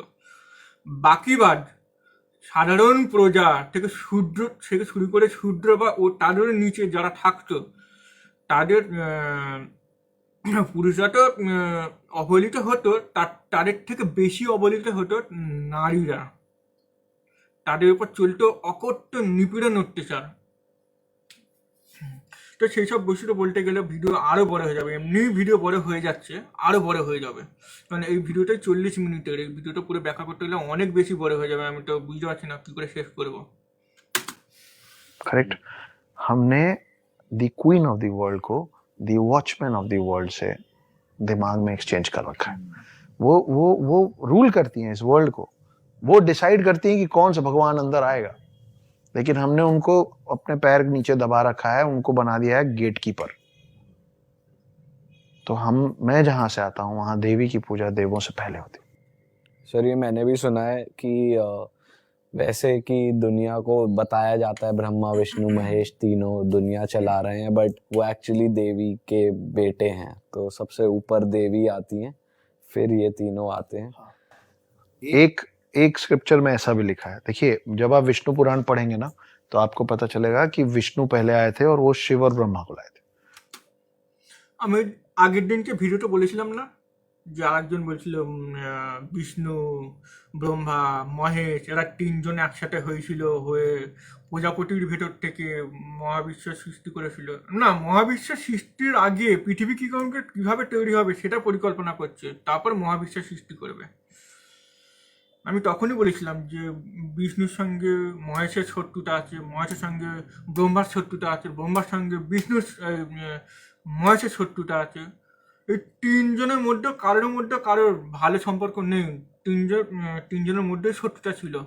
এবং যে শিব পুরাণ, বিষ্ণু পুরাণ, এসবের মধ্যেই তা পরিষ্কারভাবে উল্লেখিত করা আছে।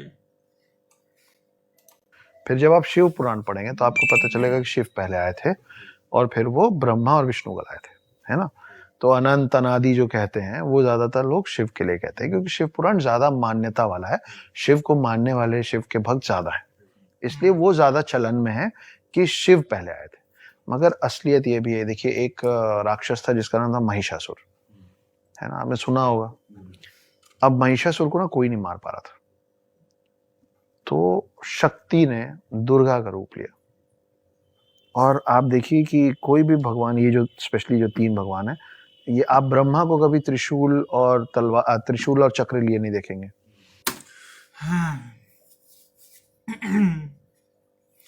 মহিষাসুর আর দুর্গা। মহিষাসুর অ্যাকচুয়ালি কোনো রাক্ষস ফাক্ষস কিছুই ছিল না।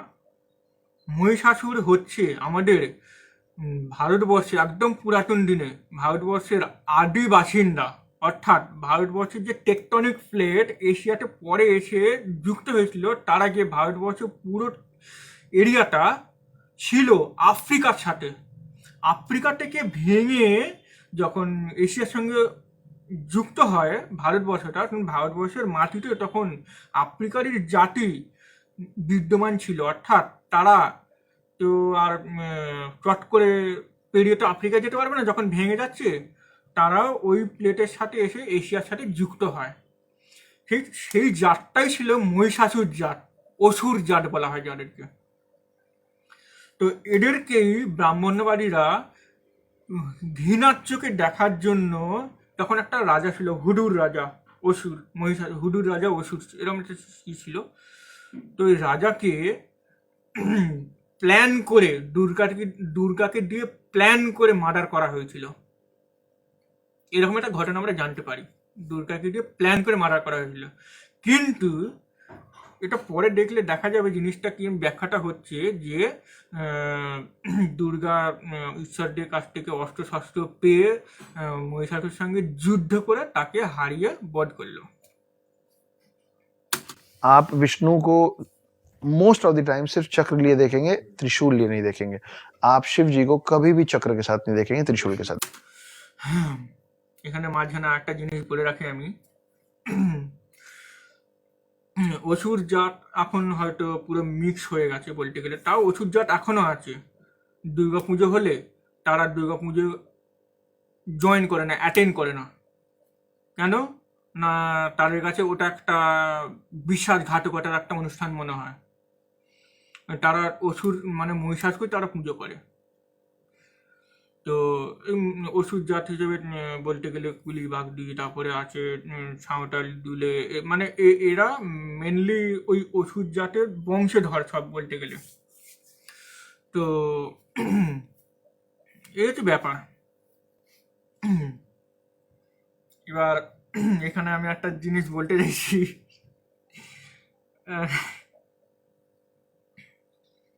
থাক বলবো না, ওটা আমার হয়তো ওর ব্যক্তিগত খুব বেশি বড় আঘাত করবে, তো আমি চাইছি না বলতে।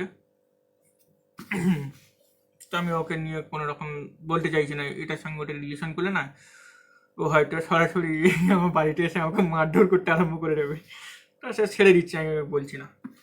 देखिए, इसका ये भी कारण है कि ये तीनों जो मेल फॉर्म्स हैं, ये तीनों का जो मेन पावर है एक बॉडी कंटेन नहीं कर सकता।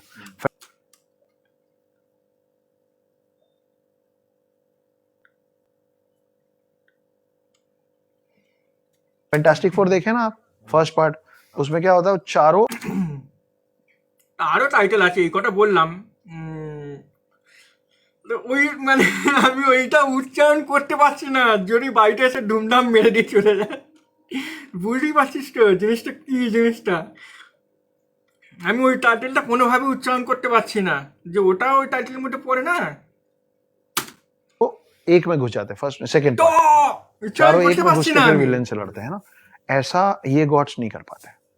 लेकिन जब शक्ति दुर्गा का रूप लेके आई तो उन्होंने शिव जी से त्रिशूल ले लिया, विष्णु जी से चक्र ले लिया और ब्रह्मा जी से वो कमंडल लिया। कमंडल के अंदर माना जाता है cosmic energy of the world है, यूनिवर्स है ना। तो ये तीनों को कोई भी मेल बॉडी कंटेन नहीं कर पा रहा था, ये आई। এইখানে একটা ঘাপড়া ঘাপড়া লাগছে। আচ্ছা, শিবের মধ্যে ডার্ক এনার্জি আছে না, তো সেখান থেকে cosmic energy, cosmic wave, cosmic energy এসব জিনিসটা হয়। আমি এখন মানে ম্যাক্সিমাম শিব ভক্তের সংখ্যা বেশি, তারা মনে করে শিবই প্রথম ইউনিভার্স সৃষ্টি করেছিল, বা ইউনিভার্সটাই পুরোপুরি শিব বলতে গেলে। তো শিবের যে ডাইমেনশনাল এনার্জি, যেটা পুরোপুরি ইউনিভার্স জুড়ে মানে বিস্তার লাভ করছে।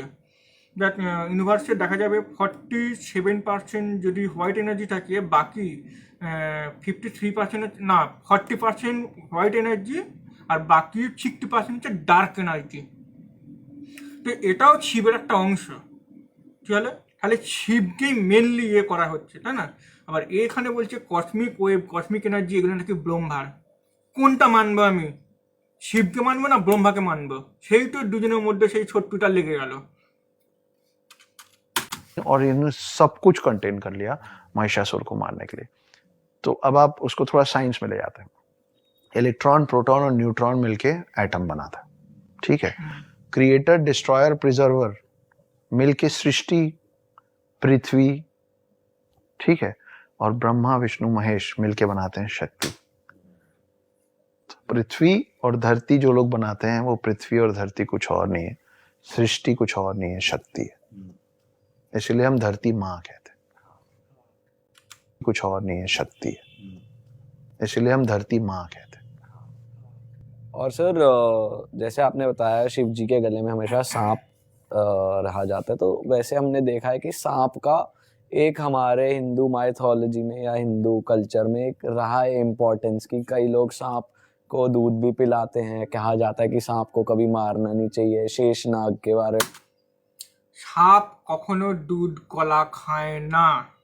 আজ পর্যন্ত কেউ রিয়েলিটি ভিডিও করে দেখাতে পারেনি সাপকে দুধ কলা খাওয়াটা হয়। এটা কথাই রয়ে গেছে। ঘোড়ার ডিম, গরুর ছানা, তারপরে কি বলে উটের ডিম, এগুলো কল্পনাতেই রয়ে গেছে। भी हमने सुना है सांप से रिलेटेड बहुत सारी वो है कि हमने कुछ वैसे भी सोचा है कि वो अपनी तस्वीर वो कर लेता है, वो तुम्हारे पीछे आएगा। तो सर सांप बड़ा एक इंटरेस्टिंग टॉपिक है, इस पे कुछ बताओ आप और क्या साथ ही जानते साथ हो? थोड़ा उस बारे में भी जो इच्छाधारी नाग होते हैं, ये तो हमने पिक्चर में ही पिक्चर में ही सुना है, देखा है कि वो जनरेशन बाय जनरेशन और अगले जन्म में मतलब वो लोग जिंदा रहते हैं, वो लोग वो अमर हैं। तो उस बारे में थोड़ा ओके, मैं इसको शुरू यहाँ से करता हूँ कि आपका पहला सवाल क्या था? सांप इन जनरल। तो आपको मैं फिर Bharat, this is incredible India. Bharat में एक गांव है, उसका नाम है शेतपाल। शेरपाल, शेतपाल, शेतपाल, शेतपाल उस गांव का नाम है। Acha, by the way, I'll tell you something. Power BI is actually 10 times better.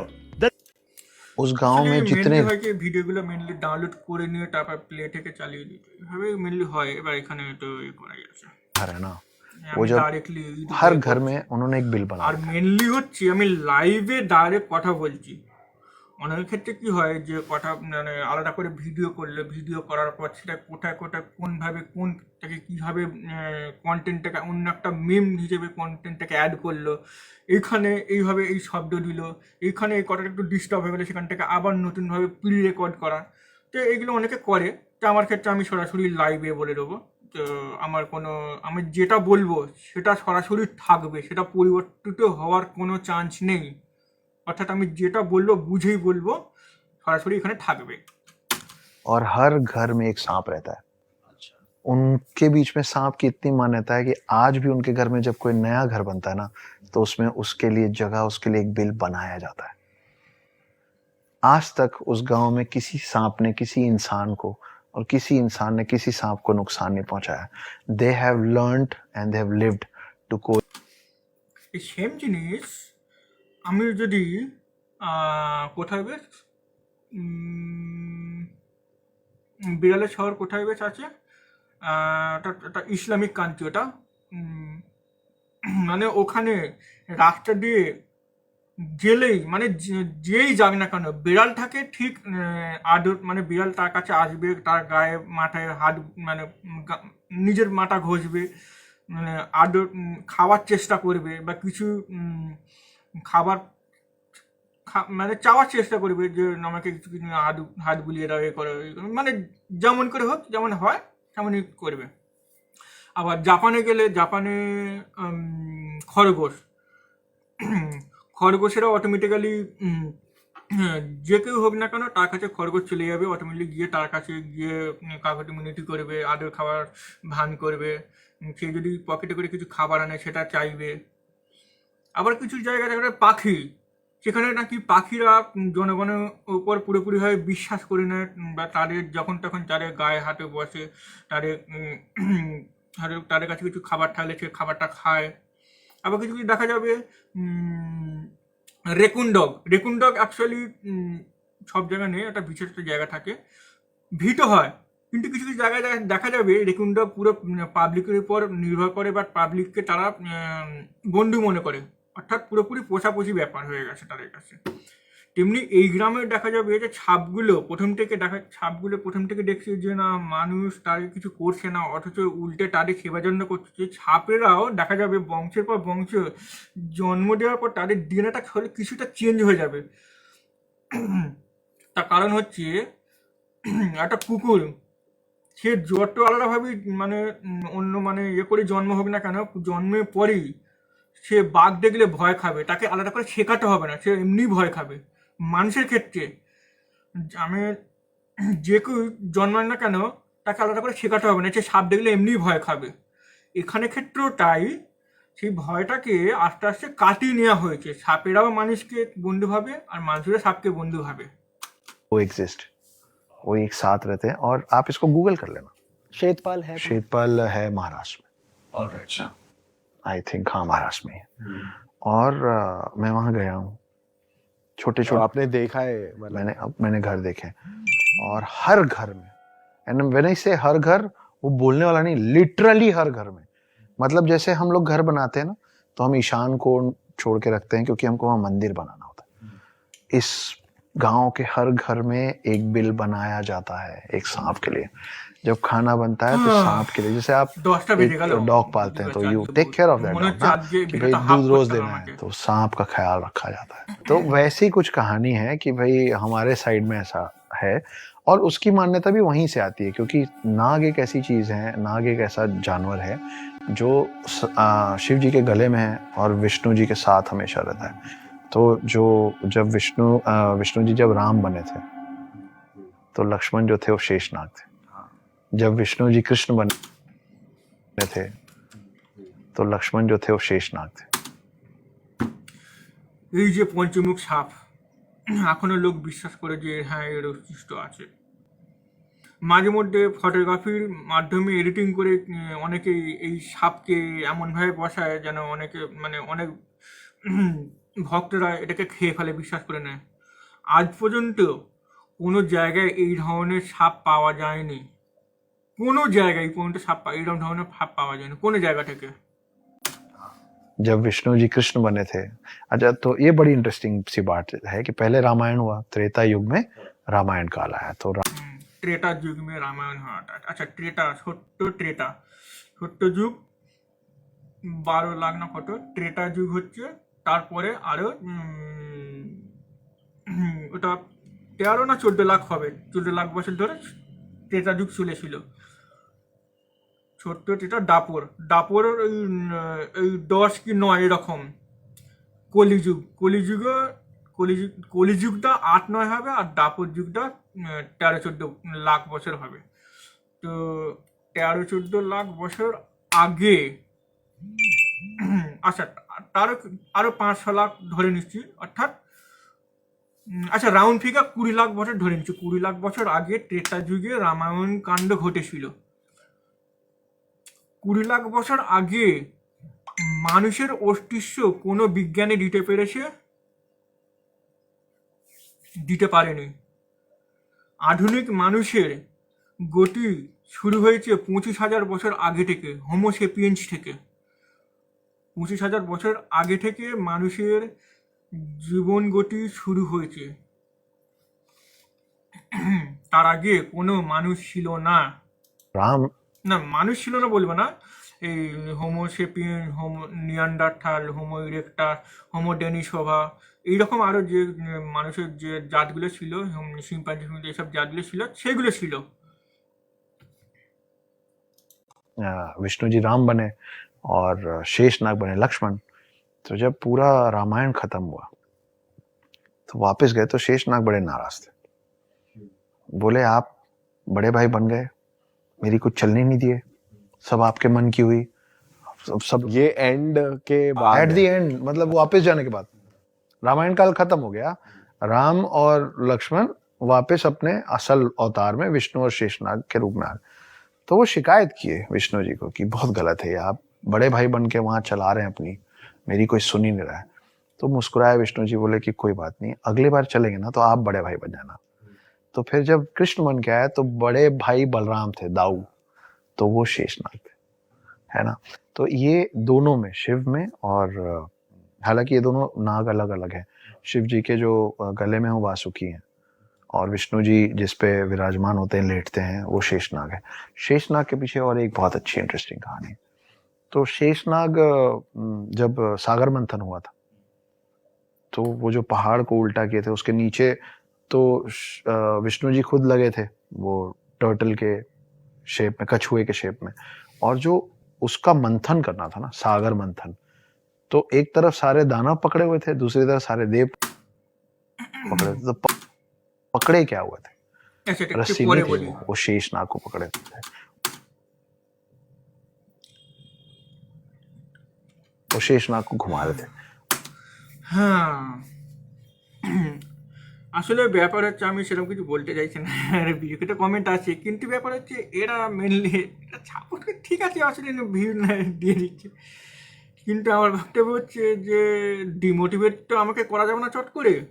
Mainly অনেকের ক্ষেত্রে যারা দেখা যাবে যে কন্টেন্ট ক্রিয়েটার যারা আছে, তাদের মানে দেখা গেল যে বিরুদ্ধে কিছু কথা হয়ে যাচ্ছে, এমন এমন কিছু ডিমোটিভেট কথা বলে না, তখন সেই কন্টেন্ট ক্রিয়েটার লাইভে থাকা অবস্থায় তাদের মেজাজ বিগড়ে যায় বা এ হয়ে যায়, তারা ছেড়ে দেয় বা গালাগালি করতে আরম্ভ করে, অর্থাৎ মস্তিষ্কের নিয়ন্ত্রণ হারিয়ে ফেলে, সে কারণে গালাগালি করতে আরম্ভ করে। তো আমার ক্ষেত্রে সেটা হবে না, কারণ আমার মস্তিষ্কে হারাবার কোনো জায়গা আমার নেই, আমি সবসময়তেই শান্ত আছি।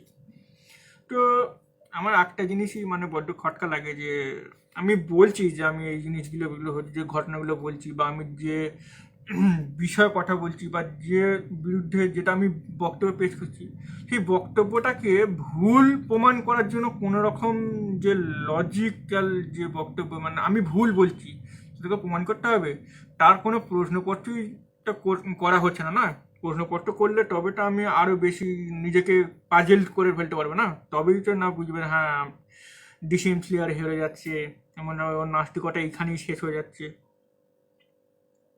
এরকম একটা ব্যাপার নয়। তো আমার যে বক্তব্য যেটা, সেটাকে ভুল প্রমাণ করার জন্য কিছু কিছু প্রশ্ন করতে হবে, প্রশ্নগুলো না করলে তো আমাকে তো পাজেল করা সম্ভব না, নয়। और शेषनाग को शेषनाग इसलिए कहते हैं क्योंकि हमारे में 4 युग होते हैं, सतयुग, त्रेता युग, द्वापर युग और कलयुग। आप मेरा हाथ जरूर देखिएगा कि सतयुग, त्रेता युग, द्वापर युग, कलयुग और फिर सतयुग, ये शेप बन रहा है डमरू का। और जब आप इसको बार बार बार बार चलाते जाएंगे ना तो ये शेप बन जाएगा इन्फिनिटी का। আচ্ছা, মানে যেখান থেকে এটা অ্যাড করে দিয়ে হয়ে গেল ইনফিনিটি। ইনফিনিটি কটার মানে জানে? যেখান থেকে সেখান থেকে অ্যাড করে দিলে হয়ে যাবে ইনফিনিটি, है ना। तो हमारे पास कलयुग के बाद वापस सतयुग शुरू होता है, আচ্ছা সত্যযুগ শুরু হবে আবার।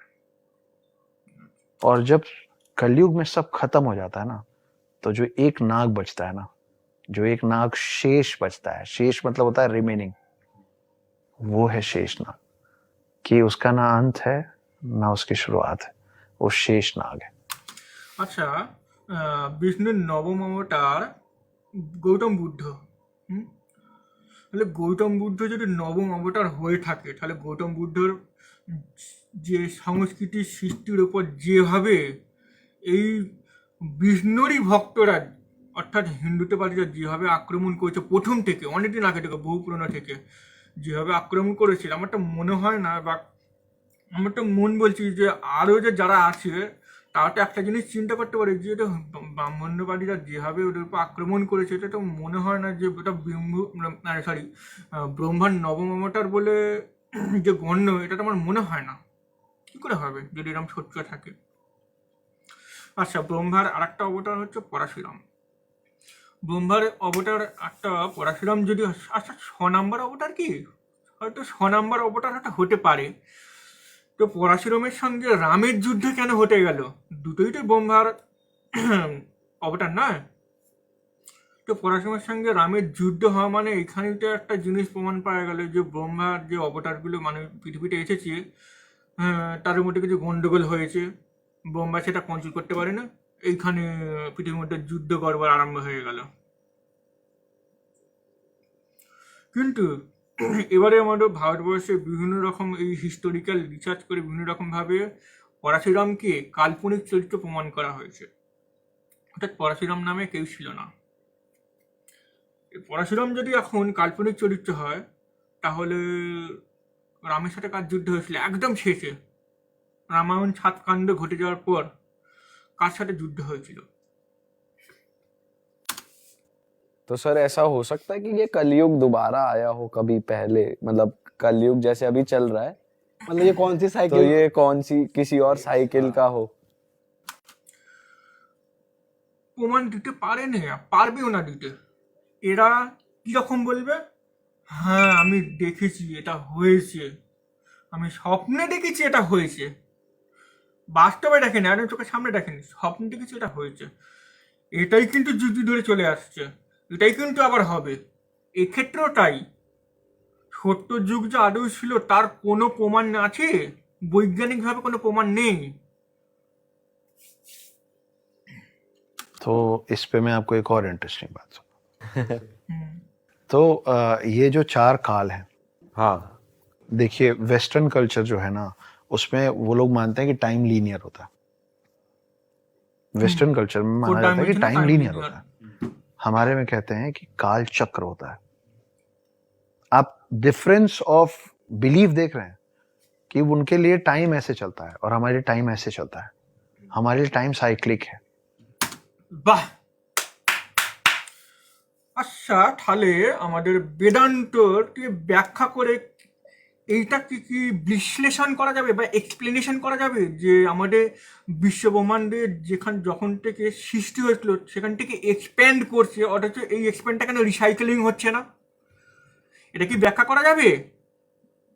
আমি জানতে চাইছি, আমি তো লাইভে আছি, যারা দেখছে এমনকি যদি কোনো মহাপণ্ডিত যদি থাকে, আমি তাদের কাছে একটাই প্রশ্ন করতে চাই যে ইউনিভার্স যে প্রতি সেকেন্ডে প্রতি ঘন্টায় যে হারে লাইটার স্পিডে এক্সপ্যান্ড করছে, সেইটাকে কি রিসাইকেলিং করে আবার ছোটো থেকে আবার বড় করা যাবে? আমার প্রশ্ন এইটা। जो मैंने अभी आपको बताया कि कलयुग के बाद फिर सतयुग आएगा तो फिर से चालू होगा, है ना। आपके कमरे में लगी घड़ी, आपके हाथ में पहनी घड़ी गोल होती है, मतलब टाइम।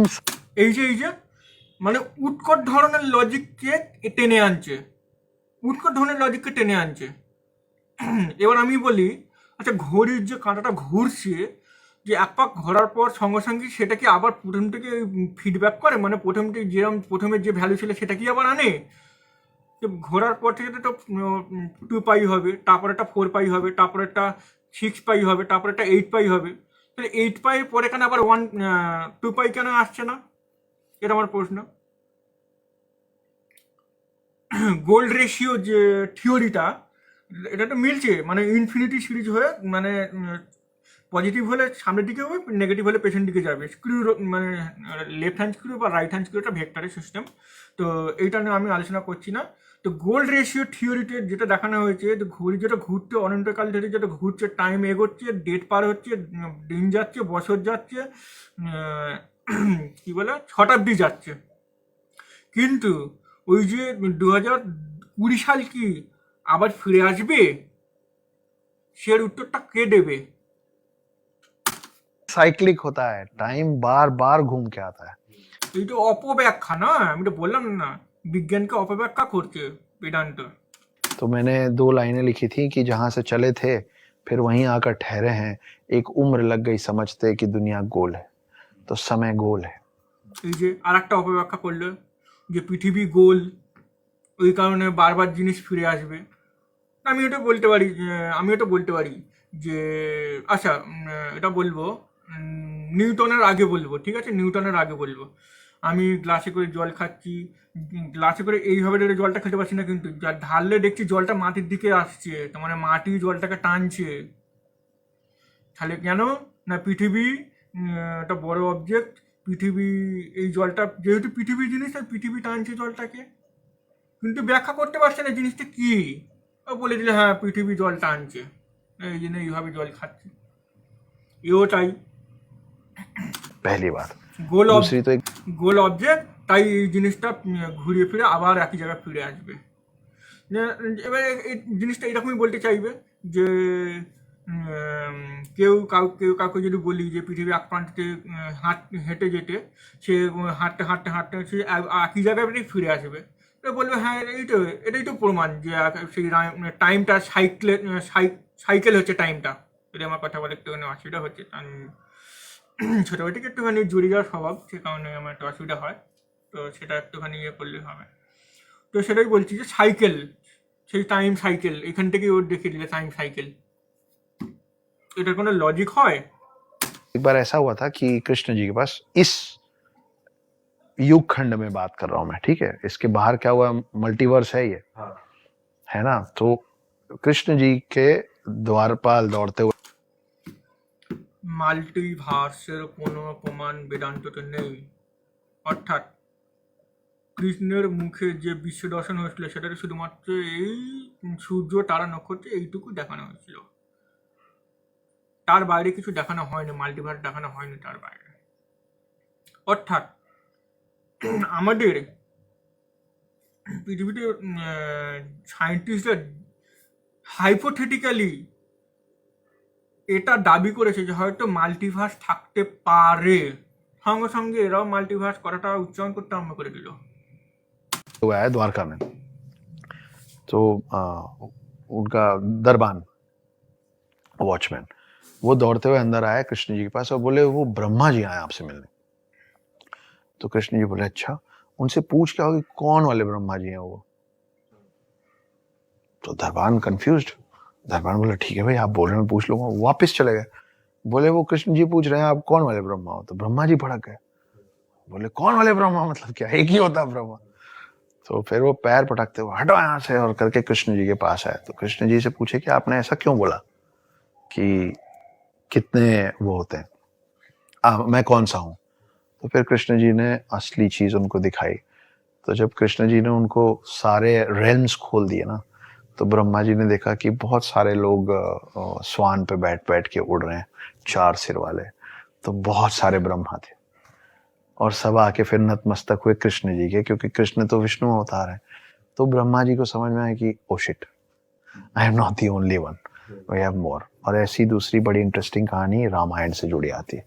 तो आपका जो सवाल है ना कि टाइम साइक्लिक है और हम कहाँ हैं, हम मतलब कितनी बार ये कौन सी साइकिल है? तो ये तो हनुमान जी को भी नहीं पता है, तो हमको तो पता ही नहीं हो सकता कैसे।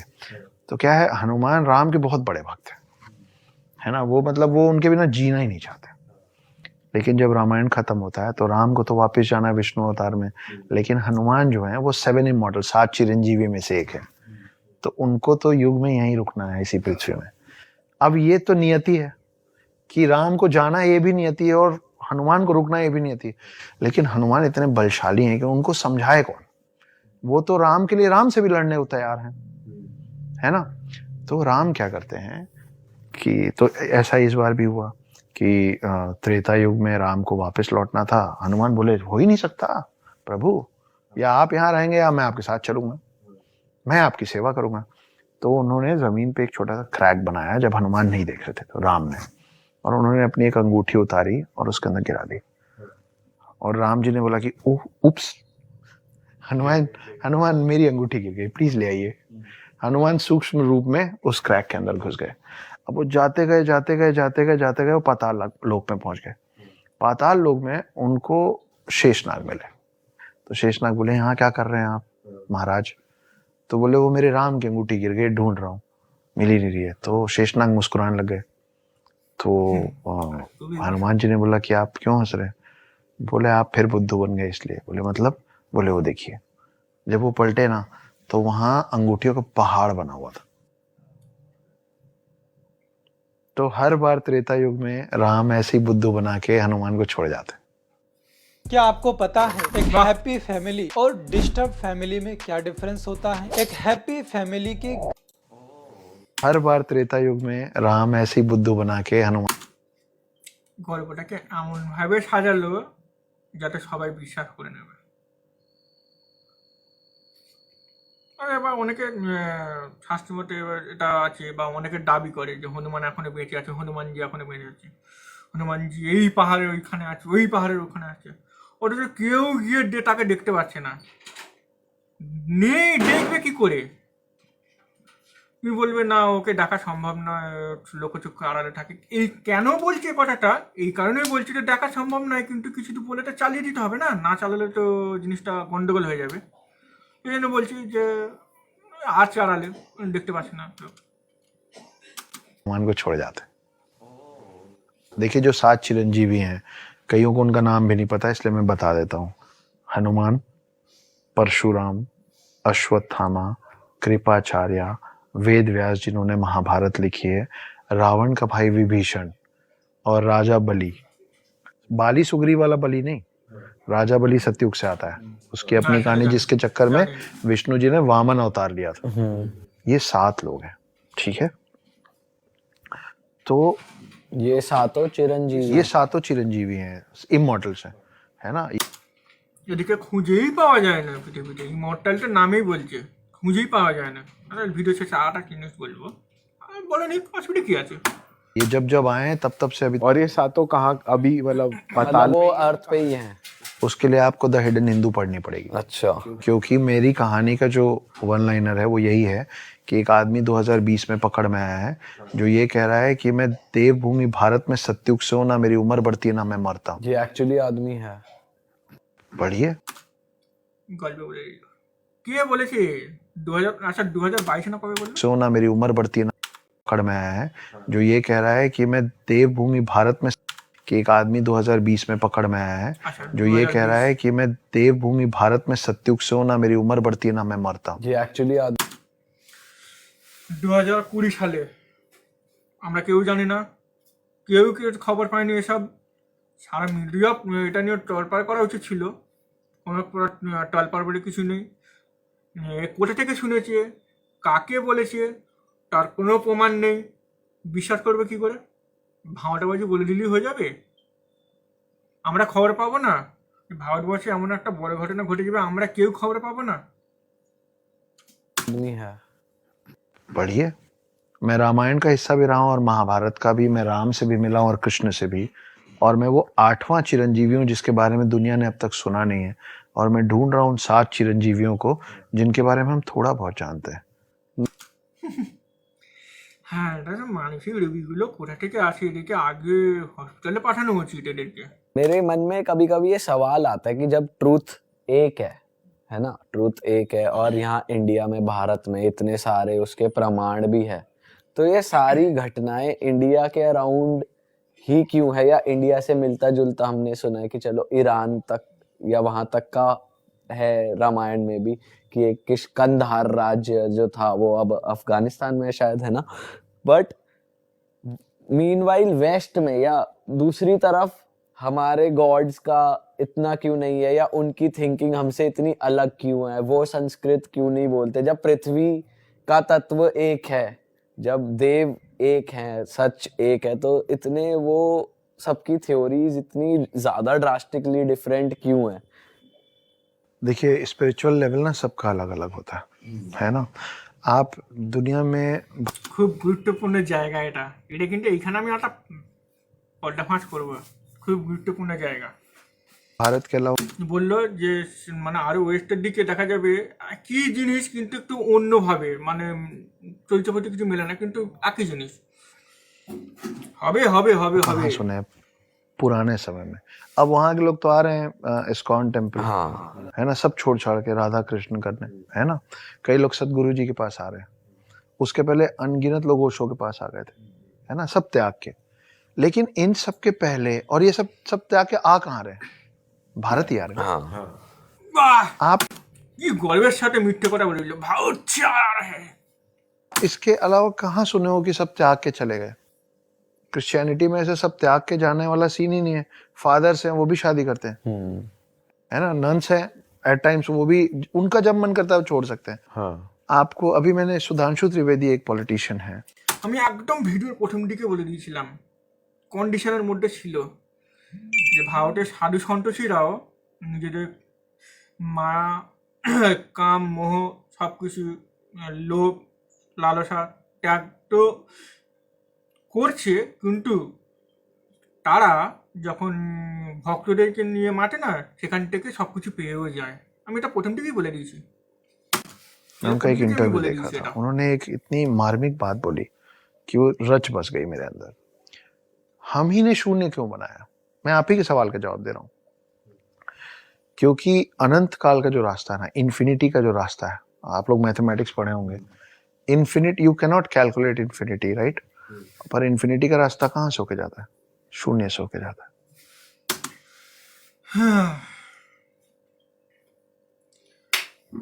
ও ইনফিনিটি মানে ওই ইনফিনিটি নয় অ্যাকচুয়ালি লোকেরা যে ইনফিনিটিটাকে যেভাবে ভাবে আসলে সেই ইনফিনিটি সেরকম নয় দেখা যাবে কোনো একটা জিনিস তার অ্যাকচুয়াল দৈর্ঘ্য জানি না বা সেটা যতক্ষণ না জানতে পারছি সেটাকে অনেকটা দূর মনে হচ্ছে বা অনেকটা বড় মনে হচ্ছে সেটাকে তখন ইনফিনিটি বলি অর্থাৎ সেটাকে গণনা করতে করতে করতে যখন তার শেষ লিমিটে যখন দেখলাম তখন তার অ্যাকচুয়াল ভ্যালু চলে এলো বা অ্যাকিউরেট ভ্যালু চলে এলো x1 টু x2 বা x3 x4 এরকম স্টেপে স্টেপে ভাগ করতে করতে যখন দেখা যাবে xn যে দেখালে xn বলতে আমি এটা ইনফিনিটি বোঝাচ্ছি xn তখন একটা নাম্বার হয়ে যাবে মানে xn ব্র্যাকেটে n-1 দিয়ে একটা নাম্বার চলে এলো ওইটাকে যে ক্যালকুলেট করা হলে সঙ্গে সঙ্গে একটা অ্যাকিউরেট ভ্যালু চলে এলো তখনই বলবো যে হ্যাঁ এটার ডিস্টেন্স বা দৈর্ঘ্য বা এর সাইজ এতটাই তখন সেটা কিন্তু আর ইনফিনিটি থাকবে না ইনফিনিটি কখনই থাকবে যখন কোনো বস্তুর সংখ্যাকে অগণিতভাবে ডাকা হয় বা অগণিত ডিস্টেন্সে ডাকা হয় তখন সেটাকে ইনফিনিটি বলা হয় কেননা সেটা গোনা আপাতত সম্ভব হয়নি বা চেষ্টা চলছে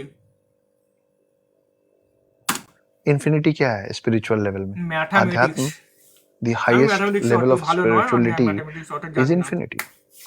तो जो 25 पे पास करा ছেলে আমি जो भी इंसान ऋषि मुनि बनने निकलता है ना दोस्त, वो 5 चीजें एक एक करके छोड़ता है। हमारे हिंदूज में क्या क्या, सबसे पहले वो घर छोड़ता है, फिर वो कपड़े छोड़ता है, फिर वो खाना छोड़ देता है, फिर वो अपने आप को स्पिरिचुअली इतना हाई कर देता है कि মানসিক রোগী তো কি করবে আমার মাও ঠিক শেষের দিকে খাওয়া দাওয়া সবই ছেড়ে দিয়েছিল কাপড় ফাপড় সবই ছেড়ে দিয়েছিল তো কি করব আমি বাধ্য হয়ে ঘরে বন্দি করে রেখেছিলাম কেননা বাইরে গেলে তো অসুবিধা হয়ে যাবে না তো দেখুন দেখেছিলাম 3-4 দিন অন্তর অন্তর খাচ্ছে অর্থাৎ পুরোপুরি খাওয়া ছেড়ে দেওয়ার পর দেখা যাচ্ছে 3 দিন পর খুব কষ্ট হচ্ছে তখন না খেলে অসুবিধা হয়ে যাচ্ছে তখন কিন্তু খাচ্ছে অর্থাৎ দেখা যাচ্ছে 3 দিনের মাথায় খাচ্ছে 2 দিনের ভাত দুপুরবেলা ভাত দেওয়া রাত্রিবেলা রুটি দেওয়া সব কিছু দিচ্ছে হয়তো নষ্ট হচ্ছে 3 দিনের পর দেখা গেলো খাবারটা খাচ্ছে এবার অনেক সময় কী হয় যে বেটাইমে খেয়ে খাবারটা নষ্ট হয়ে গেলে বেটাইমে খেলে বা খাবার নষ্ট হয়ে গেলে সেই খাবারটা খাওয়ার পর অনেকটা শরীরে রোগ হয়ে যায় তো এরকম ধরনের সেইভাবেই আমার মায়ের অ্যাকচুয়াল মৃত্যুটা হয়েছে বলতে গেলে যে বেটাইমে খাওয়া ঠিকঠাক চান না করা পরিষ্কার নিজেকে পরিষ্কার ঠিকঠাক না রাখা কারণ মেন ব্যাপার হচ্ছে যে পরিষ্কার রাখাটা খুবই কঠিন ব্যাপার হয়ে পড়েছিল কারণ দরজা যদি খুলি না কোনোভাবে একটু কিছু বেশিক্ষণের জন্য সঙ্গে সঙ্গে বাইরে পাগলের মতো ছুটতো হচ্ছে ব্যাপার তো এটার ক্ষেত্রটা এটা হালকা মানসিক রোগী না খাওয়া ছেড়ে দিল পোশাক ছেড়ে দিল কোনো রিজন আছে? কেন ছাড়লো কোনো রিজন আছে? কোনো রিজন নেই। कि उसका जब मन करेगा वो सांस लेगा, जब मन करेगा नहीं लेगा। मतलब जब चाहेगा प्राण अपने निकाल लेगा और जब चाहेगा प्राण, एस्ट्रल फॉर्म जिसको बोलते हैं ना। আজ পর্যন্ত কোনো লোক নিজের শরীর থেকে আত্মা বের করে সেটাকে প্রমাণ দেখিয়ে আবার ভেতরে এনে দেখাতে পারেননি। আজ পর্যন্ত কোনো লোক পারেনি। আচ্ছা, এটা নিয়ে যে আত্মা বের করে নিজেকে দেখা, এটা নিয়ে আমি পরে আরেকদিন ভিডিও করব। অর্থাৎ এটাকে নিয়ে আমি পুরোপুরি ব্যাখ্যা লাভ করবো, কীভাবে সম্ভব, কেন লোকেরা করছে, কী হচ্ছে, এবং এর সাথে আমি এটাকে এক্সপিরিয়েন্স করে কি জানতে পেরেছি। অর্থাৎ মেডিটেটিং করে শরীর হালকা করা, অর্থাৎ আমি এটা করেছি এবং আমার এক্সপিরিয়েন্স কি সেটা আমিও সবাইকে বলার চেষ্টা করব। ना कि आपका बॉडी यही है और आप निकल गए ब्रह्मांड की सैर करने, तो वो फोर्थ है। और आखिरी जो है ना वो है कि वो अपना देह त्याग देता है। आई वॉन्ट नथिंग, है ना, कि मेरे को अपना शरीर भी नहीं चाहिए। यही 5 चीज है ना। तो जब आप इंफिनिटी के खोज में जाते हो ना तो आपको शून्य से होके जाना पड़ता है। और ये सब जो समझ है ना, ये सबसे पहले अध्यात्म की वजह से हमारे पास आई थी। इसकी समझ, और हम, बड़ा आसान है बोलना land of snakes Indians, no, हम एक लौती ऐसी कौम है जिनके ग्रंथों में मैथमेटिक्स है। हमारे स्पिरिचुअल और हमारे गाइडिंग बुक्स में मैथमेटिक्स है, फिजिक्स है, साइंस है। मैथमेटिक्स है, फिजिक्स है, साइंस है। ওই সায়েন্স বিজ্ঞান ফিজ্ঞান আছে বলেই তো হনুমান বগল দাবা, সূর্য বগল দাবা করলো, বগল দাবা করে পৃথিবীতে নিয়ে চলে এলো, লুকিয়ে রাখলো। তারপরে পৃথিবীর লোক, তার টেম্পারেচারে কোনো রকম ক্ষতি কিছু হলো না। অর্থাৎ সূর্যের মধ্যে যে 13 লাখ পৃথিবী ধরে, আচ্ছা 13 লাখ পৃথিবীর যে টোটাল ওজন 5.97 ইন্টু 10⁻24 ইন্টু 13 মিলিয়ন করার পর যে রেজাল্টটা আসবে সেটাই হলো টোটাল ওজন। সেই টোটাল ওজনটা একটা পৃথিবীর উপর দাঁড়িয়েছিল, পৃথিবীর আর কিছু হয়নি। অদ্ভুত সায়েন্স, কোনো লজিক নেই। ফিজিক্স, অদ্ভুত ফিজিক্স, কোনো লজিক নেই। মুখে করে গিলে নিল ছোটবেলায় আম ভেবে।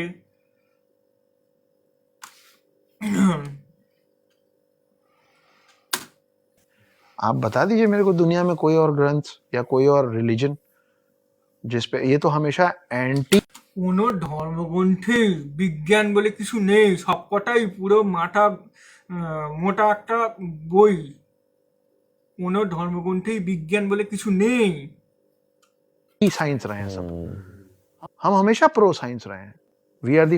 এমন ভাবে বলছে যে এর কথা শুনে ভক্তরা তো পুরোপুরি একদম চিৎকার করে পাগল হয়ে মাথায় পায়ে পড়বে, হ্যাঁ হ্যাঁ হ্যাঁ হ্যাঁ চিৎকার করবে, হই হুল্লে করবে, জয় হিন্দু জয়, একবার চিৎকার করবে। আর দেখার মতো সিন ভাই, যারা বোঝার তারা বুঝে নেবে।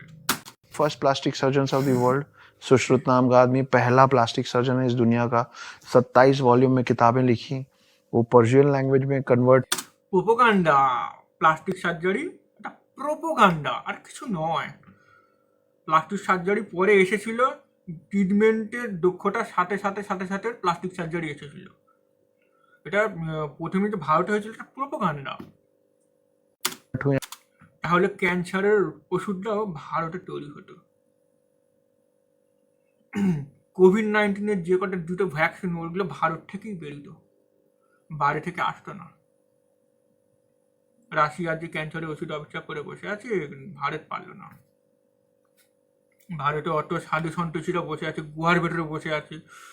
আমি বলছি ঠিক আছে, তারা মানুষের সমাজের বাইরে আসতে হবে না, তারা গুহার ভেতরে বসেই তুই রিসার্চ করে করে গুপ্ত রোগ বা আরও যে ভয়ঙ্কর রোগগুলো আছে তাদের টিকা তুই আবিষ্কার কর। গুহার ভেতরে বসে মানুষের সমাজে আসতে হবে না বা অশান্তির মধ্যে আসতে হবে না, তারা শান্তভাবেই বসে বসে এইগুলো ওষুধ বার কর ঈশ্বরের সাহায্যে।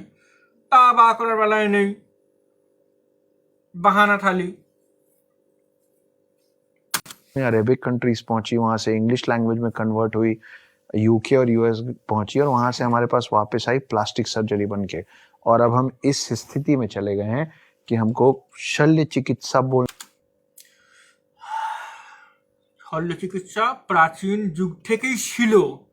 যেদিন থেকে ছুঁচ আবিষ্কার হয়েছিল, মনে আছে গুহাতে ছুঁচ পাওয়া যায় কাপড় সেলাই, তখন থেকে ওরাও ভেবেছিল যে কোনো জায়গায় ছিঁড়ে গেলে সেটাকে সেলাই করে দিলে হয়তো সেটা থাকতে পারে। অর্থাৎ আদিম মানুষ থেকে হয়তো শল্য চিকিৎসার কোনো ট্রিটমেন্ট শুরু হয়েছিল আদিম যুগ থেকে, এখন থেকে নয়। আদিম যুগের মানুষেরা গাছগাছলা থেকে ওষুধ তৈরি করে নিজের ট্রিটমেন্ট করতে পারতো, শুধু ভারতবর্ষে নয়। बोलना नहीं आता, हमको सिर्फ प्लास्टिक सर्जरी बोलना आता है और हम पहले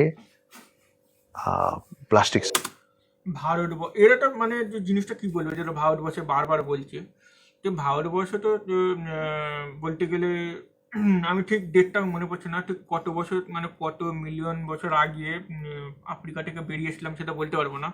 তার আগে কিন্তু ভারত তো ছিল না, তখন তো এটা আফ্রিকা হিসেবেই ছিল। তখন পৃথিবীর ম্যাপটাও আর একটু অন্যরকম আলাদা ছিল। তো তখন ভারতবর্ষে কোনো অস্তিত্ব ছিল না। তখন তাহলে কি হতো?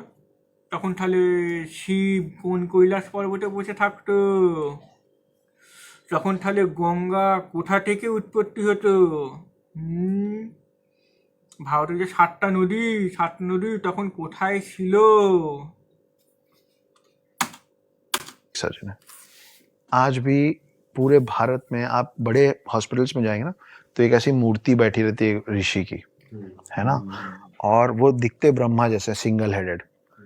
वो है Dhanvantari. Dhanvantari happens to be the first doctor of the world. और आज भी सारे डॉक्टर्स जो ओथ এটা মুসলমানেরাও দাবি করে, মুসলমানেরাও বলে যে আমাদের কাছে প্রথম চিকিৎসা সব কিছু যন্ত্রপাতি, মডার্ন যন্ত্রপাতি আমাদের মুসলিমরাই তৈরি করেছে। ওরা জিনিস আমরা মুসলিমরাই তৈরি করেছে। কম্পিউটার, তারপর ফেসবুক, সেগুলো সব আমাদের মুসলিমরা তৈরি করেছে, ওরাও দাবি করে। এরকম মানে উৎকট জায়গা থেকে সায়েন্সের সব যুক্তি এনে ওরাও দাবি করে। মেলে না, এটার মিলবে না। একটা জিনিস খালি এরা হচ্ছে পোলোথিজম আর ওরা হচ্ছে মোনোথিজম, আব্রাহামিক তো মোনোথিজম। लेते हैं ना डॉक्टर बनने के बाद, वो धन्वंतरी का ओथ लेते हैं लोगों की जान बचाने का। धन्वंतरी कौन थे? आप लोगों की सोचिए जान कितनी बचाने अजीब बात वाला। है कि हम लोगों को ये नहीं मालूम है कि हर साल बचपन से हम दिवाली के एक रोज पहले धनतेरस मनाते हैं फॉर गुड हेल्थ। उस दिन हम धन्वंतरी की पूजा करते हैं। धन्वंतरी वो शख्स थे जो, हम फिर सागर मंथन पे पहुंच गए, शेषनाग सागर मंथन। उसमें जो व्यक्ति हाथ में अमृत कलश लेके निकला था, এই যেটা বলতে চাইলে সেটা হচ্ছে ভারতবর্ষে ভালো চিকিৎসা হতো। তাহলে আমি এটা বলতে চাইছি, তাহলে ভারতবর্ষে এত অসুস্থ লোকের সংখ্যা, রোগীর সংখ্যা এত বেশি কেন? বাইরেকার দেশে কেন বেশি নয়? বিশেষ করে যে দেশগুলো উন্নত এবং যে দেশগুলো কর্ম বিজ্ঞান এইসব ছাড়া কিছু জানে না বা এসব ছাড়া কিছু কোনো জায়গাতে মাথা গলায় না, তাদের দেশে কেন এত উন্নত বা তাদের দেশে মৃত্যুর সংখ্যা কেন এত কম? আর আমাদের ভারতবর্ষে কেন এই হাল অবস্থা? কোথায় গেল এইসব মহারিষিদের জাদু তন্ত্রনা, সব কোথায় গেল? वो था Dhanvantari. He was a demigod, आधा इंसान और आधा भगवान, है ना। तो हम पहले डॉक्टर हैं। এই আজকে ভিডিও মনে হয় অনেক বড় হয়ে গেছে, আমি এখান থেকে হাফটা কালকে না পরশু দিনকে আমি আবার বলতে আরম্ভ করবো। আজকে এই পর্যন্ত থাক। আমি বুঝতেই পেরেছিলাম যে ভিডিওটা বহুত বড় হয়ে যাবে, তো আজকের মতো এখানেই থাক। দাদা বাই বাই, শুভরাত্রি।